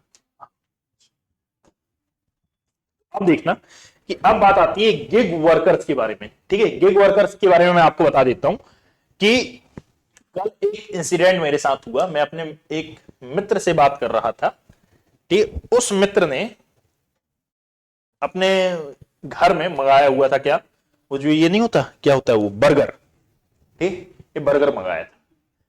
अब मैं उससे बात कर रहा हूं, वो मुझसे बोलता है कि अरे यार 15-20 मिनट हो गए हैं, ये बर्गर आया नहीं है। ठीक है, लखनऊ का है वो, तो ये बर्गर आया नहीं है। मैंने कहा भाई आ जाएगा। बात जरा समझना कि मेंटेलिटी कैसी है। यदि वो आया है तो वो भी पर्सन तो इंसान है, वो आया, लोकेशन ब्रह्मा तो है नहीं भाई, वो कि आएगा और आपका घर तुरंत ही मिल जाए कि ये XYZ का घर है या फिर ये अभिषेक का घर है, वहां पर मैं दे दूं, पता नहीं है ना, हाँ है ना, कि ऐसा तो है नहीं। अब वो आएगा तो ढूंढते हुए आएगा। यदि आपने उसको लोकेशन सेंड कर भी दी है तो गूगल मैप भी शायद आपको पता हो कि एक्यूरेट लोकेशन नहीं बताता। ठीक, कई बार ये होता है कि आपका घर इस साइड है और वो यहां की लोकेशन बताता है कि ये आ गए हो आप। क्यों? क्योंकि बिल्डिंग तो एक है ना। बात समझ रहे हो कहने का मतलब कि तो गूगल मैप से भी गलतियां होती हैं, तो वो तो इंसान है। तो इनका कहना था कि भाई मैंने लोकेशन सेंड कर दी है, ये 5 मिनट से नहीं आया है, बल्कि जिस एरिया में ये खड़ा हुआ है वहां से आने में 2-3 मिनट लगते हैं बस, अभी तक आ जाना चाहिए। मैंने कहा हो सकता है यार भटक गया हो, गूगल मैप से भी तो गलतियां होती है बिकॉज ऑफ। कहा कि चलो ठीक है। अब वो आया, ये खड़े हुए थे छत पर, इन्होंने आवाज लगाई, नहीं सुना, हेलमेट लगाया, हेलमेट लगाने में कैसे आवाज सुनाई देगी, वो सीधा निकल गया। सीधा निकलने पर फिर इन्होंने फोन काटा, मैं बताता हूं इसको, ये नीचे आया महोदय। मैंने रिटर्न किया, मैंने कहा मत बोलना कुछ, हो गया ठीक है, नहीं आया नहीं आया, आ जाएगा वापस। तो फोन लगाया, फोन लगाने पर वो दोबारा आया। तो फोन में मैंने ये सुना कि ये जो पर्सन है ये इसको चिल्ला रहे हैं कि अरे आप, मैं आपको आवाज दे रहा हूं, आपको सुनाई नहीं दे रहा, मैंने 20-25 मिनट से ये ऑर्डर किया है। अब मैं आपसे ये जानना चाहूंगा कि ये सही है या गलत है? ये गलत है, सरासर गलत है। ये गलत क्यों है? बिकॉज ऑफ कि आपने यदि ऑर्डर किया है तो इट्स योर ओन रिस्पॉन्सिबिलिटी कि आप जानते हो कि मुझे इतने बजे यदि खाना है तो आप थोड़ा पहले ऑर्डर करो। यदि आपको 2:30 बजे खाना है और 2 बजे तक क्लास छूट रही है तो 2 बजे ही ऑर्डर कर दो यहां से, या फिर 1:30 बजे ऑर्डर कर दो, बिकॉज ऑफ वो आके रखा जाएगा। इसका मतलब ये नहीं होगा कि आपने ऑर्डर किया और ऑर्डर करने पर 10 मिनट 15 मिनट के अंदर वो सामान आपके हाथों पर आ जाए। क्यों? क्योंकि आप भी जानते हैं कि रोड पर जैब किसी से पूछकर नहीं लगेगा। ठीक है, यदि मान लीजिए रेस्टोरेंट वाले ने ही गलती कर दी है या फिर उसने देर की है तो ये रेस्टोरेंट वाले की गलती है, आप इस जो डिलीवरी बॉय है इससे उम्मीद नहीं कर सकते। साथ में जो व्यक्ति इतनी देर रुका है वो 10 मिनट और नहीं रुक सकता क्या? वेट नहीं कर सकता? ऐसा तो है नहीं कि 10 मिनट बाद यदि आपको भोजन मिला तो बहुत ज्यादा यानी क्राइसिस हो जाएंगे। तो मैंने कहा कि भाई चिल्लाने का क्या सेंस था? तो उनका कहना था कि यार मैंने मंगाया था बर्गर, और वो बर्गर तो ठंडा हो जाएगा तो मजा नहीं आएगा, तो भाई ऐसा प्रोडक्ट ठीक क्यों मंगाए, खुद जाके खा लो। बात समझ में आ रही है ना? यानी कि यदि इतना ही है कि मेरे को गर्म ही खाना है, तो आप खुद जाओ वहां पर वेट करो और खुद जाकर वहां पर वो खा लीजिए। और ये बात आप भी जानते हैं कि जब आप वहां पर जाएंगे और रेस्टोरेंट में ऑर्डर करेंगे, तो रेस्टोरेंट में ऑर्डर करने पर आपको 20 मिनट वेट ही करना पड़ेगा, ठीक है, कहो आधा घंटे वेट करना पड़ेगा, ठीक, तो वो तो फिर भी उससे जल्दी लाकर दे रहा है ना आपको, फिर भी उसकी एक्सपेक्टेशन क्या है, गलत है ना? तो ये जो एक्सपेक्टेशन है, अब इसको थोड़ा सा इंप्लीमेंट कर हम देखते हैं। यदि मान लीजिए वही पर्सन अपने बॉस के साथ गया होता, ठीक, या फिर उसका बॉस उसके लिए खाना लेकर आ रहा होता और उसके बॉस ने बोला होता कि मैं 2 बजे आपके साथ लंच करने के लिए आऊंगा, ठीक है, और उसके बॉस को आते आते हो जाते 4, 2 घंटे वेट करना पड़ा, क्या उसमें भी वो बंदा कुछ बोलता? नहीं बोलता। क्यों? नौकरी छीन लेगा बॉस, ठीक, टर्मिनेट कर देगा। ये क्या मेंटेलिटी को बताता है कि हम है पर्सन एक ही, बट उसके ऊपर ज्यादा दबाव डालते हैं जिसके ऊपर हमारी चल सकती है, और जिसके ऊपर हमारी नहीं चल पाएगी उसके लिए हमारा बिहेवियर अलग हो जाता है। तो राइट टू इक्वालिटी आप पढ़ते हो, तो राइट टू इक्वालिटी स्टेट तो दे रहा है, क्या हम कर रहे हैं? स्टेट तो दे रहा है, इंडियन कॉन्स्टिट्यूशन तो दे रहा है, क्या हम कर रहे हैं? नहीं कर रहे हैं। यही मामला जुड़ा हुआ है एक्चुअली में गिग वर्कर के साथ, कि भाई गिग वर्कर में यदि आप देखोगे, एक जैसे गिग वर्कर की सबसे पहले डेफिनेशन जान लो। गिग वर्कर का मतलब यह नहीं होता कि ये जो पिज्जा डिलीवरी बॉय है, ये जो स्विगी, जोमेटो, इंस्टामार्ट है ना, ब्लिंकिट, जेप्टो, इन सभी में जो काम कर रहे हैं, बस ये नहीं आते। गिग वर्कर्स में इनको रखा जा रहा है, क्यों? क्योंकि सबसे ज्यादा प्रेशर इन्हीं के ऊपर है। गिग वर्कर में वे सभी शामिल हैं जो एक्चुअली में डेली बेसिस पर काम करते हैं। डेली बेसिस का मतलब क्या है कि यदि जैसे मैं यहां पर पढ़ा रहा हूं, तो मैं पे रोल पर हूं, मुझे मंथ की एक फिक्स सैलरी यहां पर मिलती है। यदि मैंने 30 दिन काम किया, मैं छुट्टी ना लूं, मैंने कि मुझे एक छुट्टी मिल रही है, एक छुट्टी यदि मैं लेता हूं, मेरा पैसा नहीं कटेगा। 4 संडे है, एक छुट्टी है, ठीक है, 5 हो गई, इसके यहां मेरा पैसा नहीं कटेगा। बट यदि इसके अलावा मैं कुछ लेता हूं, तो मेरी सैलरी से वो कट होगा पर डे के अकॉर्डिंगली, ठीक है। मेरी सैलरी को डिवाइड किया जाएगा 31 डेज के हिसाब से, और 31 डेज के हिसाब से फिर वो कट होगा। बात समझ में आ रही है? तो अब बात समझिएगा कि एक्चुअली में हो क्या रहा है। एक्चुअली में होता ये, जैसे मैं यदि कहीं पर फ्रीलांस करूं, जैसे पहले फ्रीलांस था, ठीक, तो फ्रीलांस करने का मतलब कि अब मुझे पर आवर का पैसा मिलेगा, ठीक है। तो मैं यहां पर खड़े हो जाऊं और मैं जितने घंटे पढ़ाऊंगा मुझे उतने घंटे का पैसा मिलेगा। बात समझी? अब ये पैसा कितना हो सकता है, तो ये मेरे ऊपर डिपेंड करता है क्या नेगोशिएशन है। मान लेते हैं कि 1000 रुपए पर घंटे का मुझे मिल रहा है, 4 घंटे क्लास लिया तो मेरे को 4000 रुपए मिले, ठीक। जिस दिन क्लास नहीं लूंगा उस दिन पैसा नहीं मिलेगा, कम क्लास लूंगा कम पैसा मिलेगा, ज्यादा लूंगा तो ज्यादा मिलेगा। बात समझ रहे हो? किसी कोर्स को कंप्लीट कराने के लिए यदि 120 घंटे मिले हैं, दैट मींस 1,20,000 मुझे मिलेगा, उसके अलावा कुछ नहीं है। आपका क्या हेल्थ इश्यू आ रहा है, आपको क्या हो गया है, कोई दिक्कत नहीं, ठीक है, मेरा कोई भी रिलेशन नहीं है। बट पे रोल पर होने का क्या है? पे रोल पर होने का मतलब यह है कि यदि मान लीजिए मैं बीमार हुआ हूं, तो बीमार होने पर अब यदि मैं इंस्टीट्यूट की हेल्प लेना चाहूं तो मैं इंस्टीट्यूट की हेल्प ले सकता हूं, बिकॉज ऑफ कि अब मैं इंस्टीट्यूट का पार्ट हूं, ठीक है। यदि मैंने फोन लगाया है कि डियर मैम, यस सर, मुझे ये प्रॉब्लम है, मैं हॉस्पिटल नहीं जा सकता हूं, मेरे लिए एक व्यक्ति भेजा जाए जो मुझे हॉस्पिटल ले जाए, तो इंस्टीट्यूट का ये फर्ज है कि वो एक व्यक्ति भेजेगा, वो एक व्यक्ति मुझे हॉस्पिटल ले जाएगा, ठीक है, और फिर वो वापस घर छोड़कर भी आएगा। ये क्या है? ये रिस्पॉन्सिबिलिटी। ये क्यों आई? बिकॉज ऑफ कि मेरा कनेक्शन इंस्टीट्यूट के साथ है। ऐसे ही हर एक जॉब में होता है, आप कॉर्पोरेट में हो, आप प्राइवेट में हो, तो आपके कुछ राइट्स होते हैं कि भाई मैं संस्था के साथ, ऑर्गेनाइजेशन के साथ जुड़ा हूं, तो ऑर्गेनाइजेशन के लिए मेरी रिस्पॉन्सिबिलिटी है और ऑर्गेनाइजेशन की मेरे लिए रिस्पॉन्सिबिलिटी है। बात समझ आ रहे हो? दोनों बाइंड है। तो यहां पर ये हर एक जॉब में देखने के लिए मिलेगा। आप चाहे गवर्नमेंट जॉब देखो, चाहे प्राइवेट जॉब देखो। प्राइवेट जॉब का भारत में आजकल बहुत ज्यादा मजाक उड़ रहा है, बिकॉज ऑफ कि हमारे यहां जो कॉर्पोरेट सेक्टर है, ये कॉर्पोरेट सेक्टर अभी गेनिंग की कंडीशन में है, उतने अच्छे से गेन कर नहीं पाया है। बात समझ में आई? आज से 25 साल बाद ये कंडीशन, इवन आज से 10 साल बाद ये कंडीशन आपको देखने के लिए नहीं मिलेगी। बात समझ में आ रही है? तो इस बात को जरा आप एनालाइज करिएगा कि असल में ये गिग वर्कर्स वो होते हैं जिनका ना ही किसी प्रकार का हेल्थ कंसर्न होता है, यानी कि ना ही हेल्थ इंश्योरेंस, ना ही ये, यानी कि ये कंपनी के लिए काम कर रहे हैं, बट कंपनी में ये ऑफिशियली रजिस्टर्ड नहीं है। मैं संस्था में काम कर रहा हूं पर मैं संस्था में ऑफिशियली रजिस्टर्ड नहीं हूं। दैट मीन्स यदि मुझे कुछ हो भी जाता है तो ना ही मेरा हेल्थ इंश्योरेंस है संस्था की ओर से, ना ही मुझे कुछ पीएफडीएफ दिया जा रहा है संस्था की ओर से, ना ही मेरी सिक्योरिटी पर ध्यान दिया जा रहा है, ना ही मेरा लाइफ इंश्योरेंस है, कुछ नहीं है मेरा। बात समझिए, यानी मैं संस्था के लिए काम कर रहा हूं, यदि संस्था के लिए काम करते करते कुछ हो गया मुझे तो ये संस्था की रिस्पॉन्सिबिलिटी नहीं है, ये मेरी ओन रिस्पॉन्सिबिलिटी है। ठीक है, यदि मैं जा रहा हूं, मैं काम कर रहा हूं, मेरा रोड पे एक्सीडेंट हो गया तो ये मेरी जिम्मेदारी है। बट यदि मान लीजिए मैंने संस्था का काम करते हुए संस्था का काम कंप्लीट नहीं किया तो ये भी मेरी रिस्पॉन्सिबिलिटी है।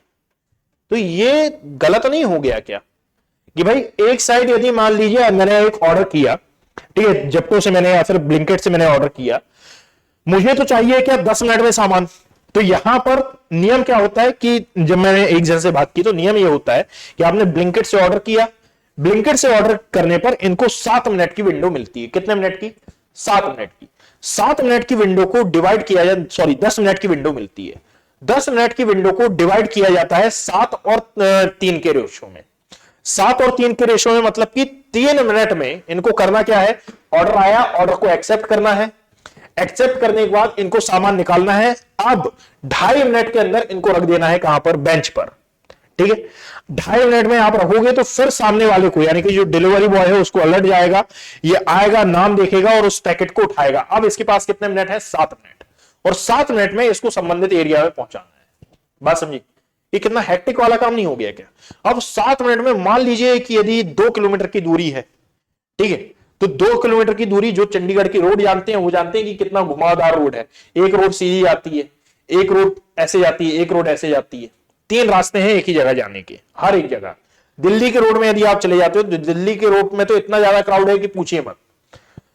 अलग अलग एरिया में अलग अलग समस्या है। एक कई जगह पर जैसे यदि आप यहां पंजाब हरियाणा के मिडिल वाले पार्ट में चले जाओगे तो रोड ही अच्छी नहीं है। बात समझ में आ रही है? तो वहां पर आप सोच रहे हो कि 7 मिनट में ये डिलीवरी कर दे, बिकॉज ऑफ 3 मिनट तो उसने ले लिए ना शॉप वाले ने। तो 10 मिनट तो कहा जा रहा है टाइम, एक्चुअली में तो उसके पास 5, 6, 7, 8 ऐसे मिनट होते हैं और उतनी देर में उसको पहुंचाना है। और यदि वो नहीं पहुंचाएगा तो फिर ये जो मैंने लखनऊ का इंसिडेंट बताया ऐसा कुछ होगा कि भाई सामने वाला या तो सुनाएगा और जो सुना रहा है वो रेटिंग भी गड़बड़ कर देगा, और यदि रेटिंग गड़बड़ किया तो अपकमिंग ऑर्डर हो सकता है कि उसको ना मिले, और अपकमिंग ऑर्डर नहीं मिलेगा तो भाई उसका तो डेली वेजेस का सवाल है, उसकी इनकम प्रभावित नहीं हो गई। तो इनको कहा जाता है गिग वर्कर। और प्रॉब्लम यह है कि भाई 10 मिनट में यदि ये सामान पहुंचा रहे हैं और इसके कारण इसके ऊपर कोई प्रॉब्लमेटिक सिचुएशन आ जाती है तो इस प्रॉब्लमेटिक सिचुएशन के लिए रिस्पॉन्सिबल कौन है, और क्या वाकई में ये 10 मिनट डिलीवरी का कंसेप्ट है ये क्या जरूरी होता है? क्या ये 10 मिनट डिलीवरी इतनी ज्यादा इसेंशियल है? और यदि इसेंशियल है तो ये जो ई कॉमर्स कंपनीज हैं ये इनका ध्यान क्यों नहीं रख रही हैं? यानी कि ये जो फ्लिपकार्ट पर भी आजकल 10 मिनट डिलीवरी का वादा चल गया है। अभी मैं 4-5 दिन पहले देख रहा था तो फ्लिपकार्ट ने तो इवन 5 मिनट डिलीवरी का कंसेप्ट ला दिया है। तो जाकर आप देख लेना तो 5 मिनट डिलीवरी अब नहीं दिखेगा वो, बिकॉज ऑफ की सुप्रीम कोर्ट का इस पर ऑर्डर आया है कि अब 10 मिनट डिलीवरी जैसा कोई भी कंसेप्ट नहीं होगा। सुप्रीम कोर्ट ने ये ऑर्डर जारी कर दिया है तो इसका इंप्लीमेंटेशन अब होने लगेगा। तो अब नहीं मिलेगा, नहीं तो अभी से 1 हफ्ते पहले यदि आप देखोगे तो फ्लिपकार्ट 5 मिनट डिलीवरी दे रहा था कि आप ऑर्डर करो हम 5 मिनट के अंदर आपको डिलीवरी देते हैं। बात समझ में आ रही है? ये सब क्यों हो रहा है? ये सब होता है कि भाई कंपटीशन, कि भाई इकोनॉमी को, ई कॉमर्स कंपनीज में कंपटीशन की भावना आती है। बट यहां पर सुप्रीम पिटीशन फाइल होती है और बोलते हैं कि इसके कारण बहुत से जो गिग वर्कर्स हैं ये प्रोटेस्ट पर चले गए हैं कि सर आप 10 मिनट डिलीवरी का वादा करते हो, आप हमें भी तो देखो कि क्या वाकई में हमारी वो परिस्थिति है जिसके कारण हम 10 मिनट में सामान डिलीवर कर सकते हैं। बिकॉज ऑफ कि आपने वादा कर दिया, निभाना हमको है, और हम नहीं निभाते तो हमारी जॉब पर बात आ जाती है। तो या तो आप हमको पेरोल पर करो, ठीक है, क्योंकि हमको तो डिलीवरी कंप्लीट करनी है कि एक दिन में हम जितनी डिलीवरी करेंगे, आपने हमारा फिक्स अमाउंट कितना रखा है 5,000, 10,000, 12,000, 15,000, इसके अलावा जो भी है जितने ज्यादा हम डिलीवरी कंप्लीट करेंगे उतने में आप इंसेंटिव दे रहे हैं। तो अब इसमें हम तो ज्यादा से ज्यादा डिलीवरी करना चाहेंगे ना, और इसके लिए हम रश ड्राइविंग करेंगे, साथ में हो सकता है कि इसके कारण एक्सीडेंट हो जाए। छोटी गलियों में आप देखते हैं कि कई बार बच्चे गिरते रहते हैं, हम उनसे टकरा जाते हैं, ये गिग वर्कर्स। तो इसकी रिस्पॉन्सिबिलिटी किसकी, और जो हमारा नाम बदनाम हो रहा है इसकी रिस्पॉन्सिबिलिटी किसकी? इसको लेकर प्रोटेस्ट हुआ, ये प्रोटेस्ट पर गए और ये मामला पहुंचा सुप्रीम कोर्ट। और सुप्रीम कोर्ट ने पहला क्वेश्चन ये किया कि भाई क्या वाकई में ये जो 10 मिनट डिलीवरी है ये एसेंशियल है, और ये 10 मिनट डिलीवरी हो क्यों रही है? तो बेसिकली आपने देखा होगा कि ब्लिंकिट या फिर किसी के सीईओ का एक इंटरव्यू वायरल हुआ था, जिसने यहां पर एक डिवाइस लगाई हुई थी। हाँ हाँ हाँ हाँ, तो वो ब्लिंकिट का था ना।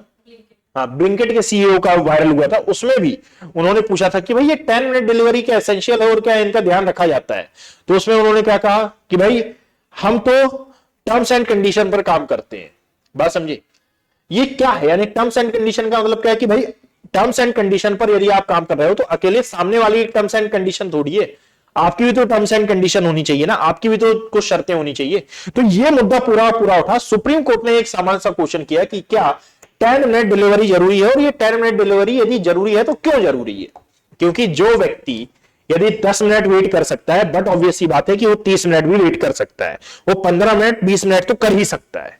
ठीक है, तो फिर सुप्रीम कोर्ट ने इस पर स्वतः संज्ञान लिया और बोला कि नहीं, इस 10 मिनट डिलीवरी के कंसेप्ट को खत्म करो, और यदि ये 10 मिनट डिलीवरी का कंसेप्ट आपने लाया है तो इसके लिए याद रखिएगा कि आप ये जो कमियां हैं जिस जो हड़ताल का मुख्य कारण है, इन सभी कमियों को फुलफिल करो। यानी कि जिस व्यक्ति को आप रख रहे हो और जिसको आप लो पेमेंट में रख रहे हो, उसकी पेमेंट आप बढ़ाइए, पेरोल पर उसको लाइए, अच्छा पेरोल इसको दीजिए, इसको इंश्योरेंस दीजिए, इसको हेल्थ केयर दीजिए, तमाम प्रकार की सुविधाएं दीजिए। जैसे आप एक पर्सन को, जैसे एक पेरोल पर आप पर्सन रखते हो उसको देते हो, ये तमाम प्रकार की सुविधाएं आप उसको भी मुहैया कराइए, तो ही आप ये 10 मिनट डिलीवरी का कंसेप्ट चला सकते हो। अदरवाइज आपको ये बंद करना होगा, और ये आया है सुप्रीम कोर्ट का फैसला। बात समझ में आई कि आप इसको पूरा बंद करिए, ये बिल्कुल भी एक्सेप्टेबल नहीं है। अब जरा देखो कि ये जो 10 मिनट डिलीवरी है, यदि ये एक्सेप्टेबल नहीं है तो इससे ई कॉमर्स कंपनीज को क्या लाभ होता है, और साथ में सरकार को इससे क्या लेना देना? बिकॉज ऑफ कि सरकार को लेना देना है कि जब भी कोई ऐसा इंसिडेंट होता है, ठीक है, तो ये इनडायरेक्टली आप जरा सोचिए कि फोर्स लेबर में नहीं आ गया क्या, है ना, जबरदस्ती यानी दबाव डालकर काम कराने में। और क्या आप किसी पर भी, किसी व्यक्ति पर दबाव डालकर काम करा सकते हैं? दबाव डालकर काम कराने की भी 2 रिस्पॉन्सिबिलिटी होती है। जैसे एक, मैं सुबह द हिंदू का यदि सेशन लेता हूं तो कई बार मैं लेट हो जाता हूं, तो मैं भागता हूं क्लास, घर से, फ्लैट से निकलता हूं और मैं गाड़ी तेज चलाते हुए, तो ये फोर्स लेबर है क्या? नहीं है ये फोर्स लेबर। क्यों नहीं है? बिकॉज ऑफ ये मेरी मर्जी है, मैं चाहूं तो ना लूं द हिंदू का सेशन कि मैं लेट हो गया हूं, थोड़ा सा 5-10 मिनट लेट हो जाएगा, वो लेट हो सकता है, लेट होता है, तो वो फोर्स लेबर नहीं है। वो 9 बजे टाइम है, 9 बजे से यदि आप यहां वहां भी कर लें, पहले शुरू कर दो, बाद में शुरू कर दो, ठीक है, कोई दिक्कत की बात नहीं है। 5 मिनट पहले, 5 मिनट बाद चल जाएगा। बट इनमें क्या ये टाइम की इतनी ज्यादा फ्लेक्सिबिलिटी है? नहीं। 10 मिनट से 11 मिनट हो गया, 12 मिनट हो गया, तो आप लेट ही कहलाएंगे, यानी कि वहां पर जो आपकी रेटिंग है उस पर इफेक्ट आ जाएगा। तो उन्होंने कहा कि भाई जैसे अदर एम्प्लॉइज में ये नहीं होता है, वैसे ही इनमें क्यों हो रहा है, तो इसको आप बंद करें। दैट इज वाई ये उतनी ज्यादा एसेंशियल नहीं है, ये बस एक तरीका है ई कॉमर्स कंपनीज का जो कंपटीशन है ये बढ़ाने का। और ई कॉमर्स कंपनीज का जब कंपटीशन बढ़ता है तो इसके कारण जो वर्क फोर्स है इस पर ही इफेक्ट आता है, यानी कि इस पर फोर्स ज्यादा बढ़ जाता है, इस पर प्रेशर ज्यादा बढ़ जाता है। That is why Supreme Court ने अभी वर्तमान में इसको क्या कर दिया है, बंद कर दिया है, और बोला है सुप्रीम कोर्ट ने कि इस पूरे जो 10 मिनट डिलीवरी कंसेप्ट है इसको कम करना चाहिए। बात समझ में आई?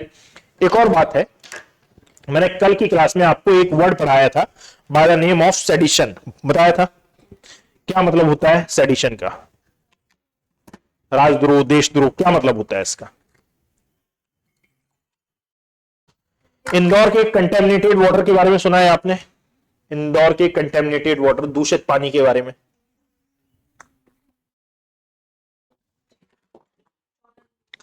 उससे जुड़ा हुआ एक और मुद्दा है, इसको भी ध्यान से सुनना कि असल में इंदौर में आप देखोगे तो इंदौर में कंटेमिनेटेड वाटर पीने के कारण लगभग 14 लोगों की डेथ हुई थी। और ये कंटेमिनेटेड वाटर आया कहां से था, तो इसके बारे में कहा जा रहा था कि वो पाइपलाइन जिससे फ्रेश पानी आता था, पीने का पानी, उसमें लीकेज हुआ और बाजू से नाली वाली पाइपलाइन जा रही थी या फिर नाली थी, और नाली वाली पानी जिसमें मल बहता है, ठीक है, ह्यूमन वेस्ट बहता है, वो वाला पानी इस पानी में मिल गया और उसको पी लिया गया ह्यूमंस के द्वारा, और इसके कारण जो मानव मल में पाया जाने वाला एक बैक्टीरिया है कोलाइफेस, ठीक है, ये मिल गया इसमें, और ये बैक्टीरिया हमारे शरीर में, उन व्यक्तियों के शरीर में प्रवेश किया और फिर इनको मल्टीपल टाइप ऑफ डिजीज हुए और इनकी डेथ हो गई, ठीक है, वॉमिटिंग हुई, डायरिया हुआ और इनकी डेथ हो गई। बात समझिए? तो वो बैक्टीरिया का नाम याद रखना, कोलाइफेस। अब जरा इस बात को समझो कि असल में ये जो मुद्दा है, इस मुद्दे को लेकर कई एनजीओ आई, सुप्रीम ये हाई कोर्ट में मामला गया, कोर्ट ने स्वतः संज्ञान लिया, सब कुछ हुआ। अब ये मामला जुड़ गया सेडिशन से। किससे? सेडिशन से, यानी कि राजद्रोह और साथ में देशद्रोह से। कैसे जुड़ गया वो मैं बताता हूं कि असल में सेडिशन जो इंडियन पीनल कोड है, इंडियन पीनल कोड का कौन सा section 124 sub clause 4, 124 sub clause 4 में ये मेंशन है। और अब 2024 में यदि आप देखोगे तो इंडियन पीनल कोड का सेक्शन 124 का सब क्लॉज 4 ये बन गया है भारतीय न्याय संहिता का सेक्शन 152, ठीक है। तो बस ये याद रखना कि जो सेक्शन 124 सब क्लॉज 4 था, ये अब सेक्शन 152 हो गया है। वो आईपीसी का था, इंडियन पीनल कोड का था, ये हो गया है किसका? भारतीय न्याय संहिता का, ठीक है, चेंज हुआ है। तो यहां पर असल में कुछ लोग आए और कुछ लोगों ने ये कहा कि भाई ये जो कंटेमिनेटेड वाटर पीने के कारण लोग सरकार पर ये ब्लेम कर रहे हैं, क्या कर रहे हैं? सरकार पर ब्लेम कर रहे हैं, ठीक है, ये व्यवस्था पर सवाल उठा रहे हैं, तो ये एक प्रकार से सेडिशन के अंतर्गत आएगा, ठीक है, कि आप सेडिशन कर रहे हैं, राजद्रोह कर रहे हैं, देशद्रोह कर रहे हैं। और ये मामला जाता है कहां पर? सुप्रीम कोर्ट की। क्या ये वाकई में सेडिशन है?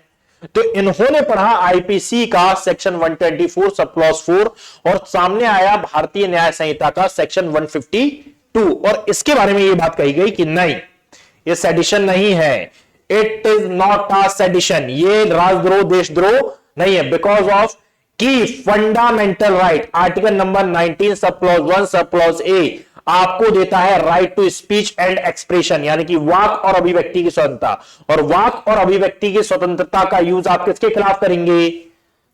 राज्य के खिलाफ, दैट मीन्स सरकार के खिलाफ ही करेंगे आप। बात समझ में आई?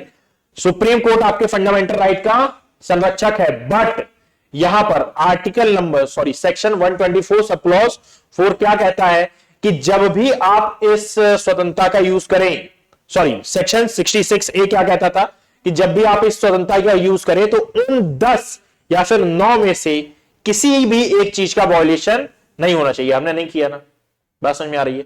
यानी कि हमने किसी भी तरीके से देशद्रोह राजद्रोह की भावना या फिर देश और राष्ट्र की भावना को आहत नहीं किया है, तो दैट इज व्हाई सेडिशन नहीं है। बिकॉज ऑफ यदि हमारे साथ शोषण हो रहा है, एक्सप्लॉइटेशन हो रहा है या फिर कोई ऐसी गतिविधि हो रही है, तो हम सरकार पर सवाल उठा सकते हैं, सवाल पूछ सकते हैं और दावा कर सकते हैं। यही तो है वाक और अभिव्यक्ति की स्वतंत्रता। तो दावा यह किया जा रहा था कि कई लोगों ने यह बोला था कि आप कंटेमिनेटेड वाटर को के लिए सरकार को बोल रहे हैं, सरकार के खिलाफ बयानबाजी कर रहे हैं, तो एक प्रकार से देशद्रोह राजद्रोह सेडिशन में आएगा, ठीक है, और आप पर कार्रवाई हो सकती है सेक्शन 152 ऑफ भारतीय न्याय संहिता के तहत। तो सुप्रीम कोर्ट ने बोला था कि नहीं, यह सेडिशन नहीं है। अभी 1-2 दिन पहले की शायद ये बात है कि यह सेडिशन नहीं है। बात समझे? इसको बस याद रखिएगा, ये है इससे जुड़ा हुआ मामला, क्योंकि इसमें सबको पता है कि भाई इंदौर में जो वाटर क्राइसिस हुआ था इसका क्या मामला था, ये सबको पता है, बट एक्चुअली में आप याद रखो कि ये सेडिशन से कैसे जुड़ गया इसके बारे में। बाकी एक न्यूज यहां पर आप पढ़ लीजिएगा, भारत का स्पेस प्रोग्राम, इसमें समझाने वाला कुछ नहीं है, बस पढ़ने वाला है, दैट इज व्हाई ये मैंने यहां पर लिख दिया है, ठीक है, बस हो गया।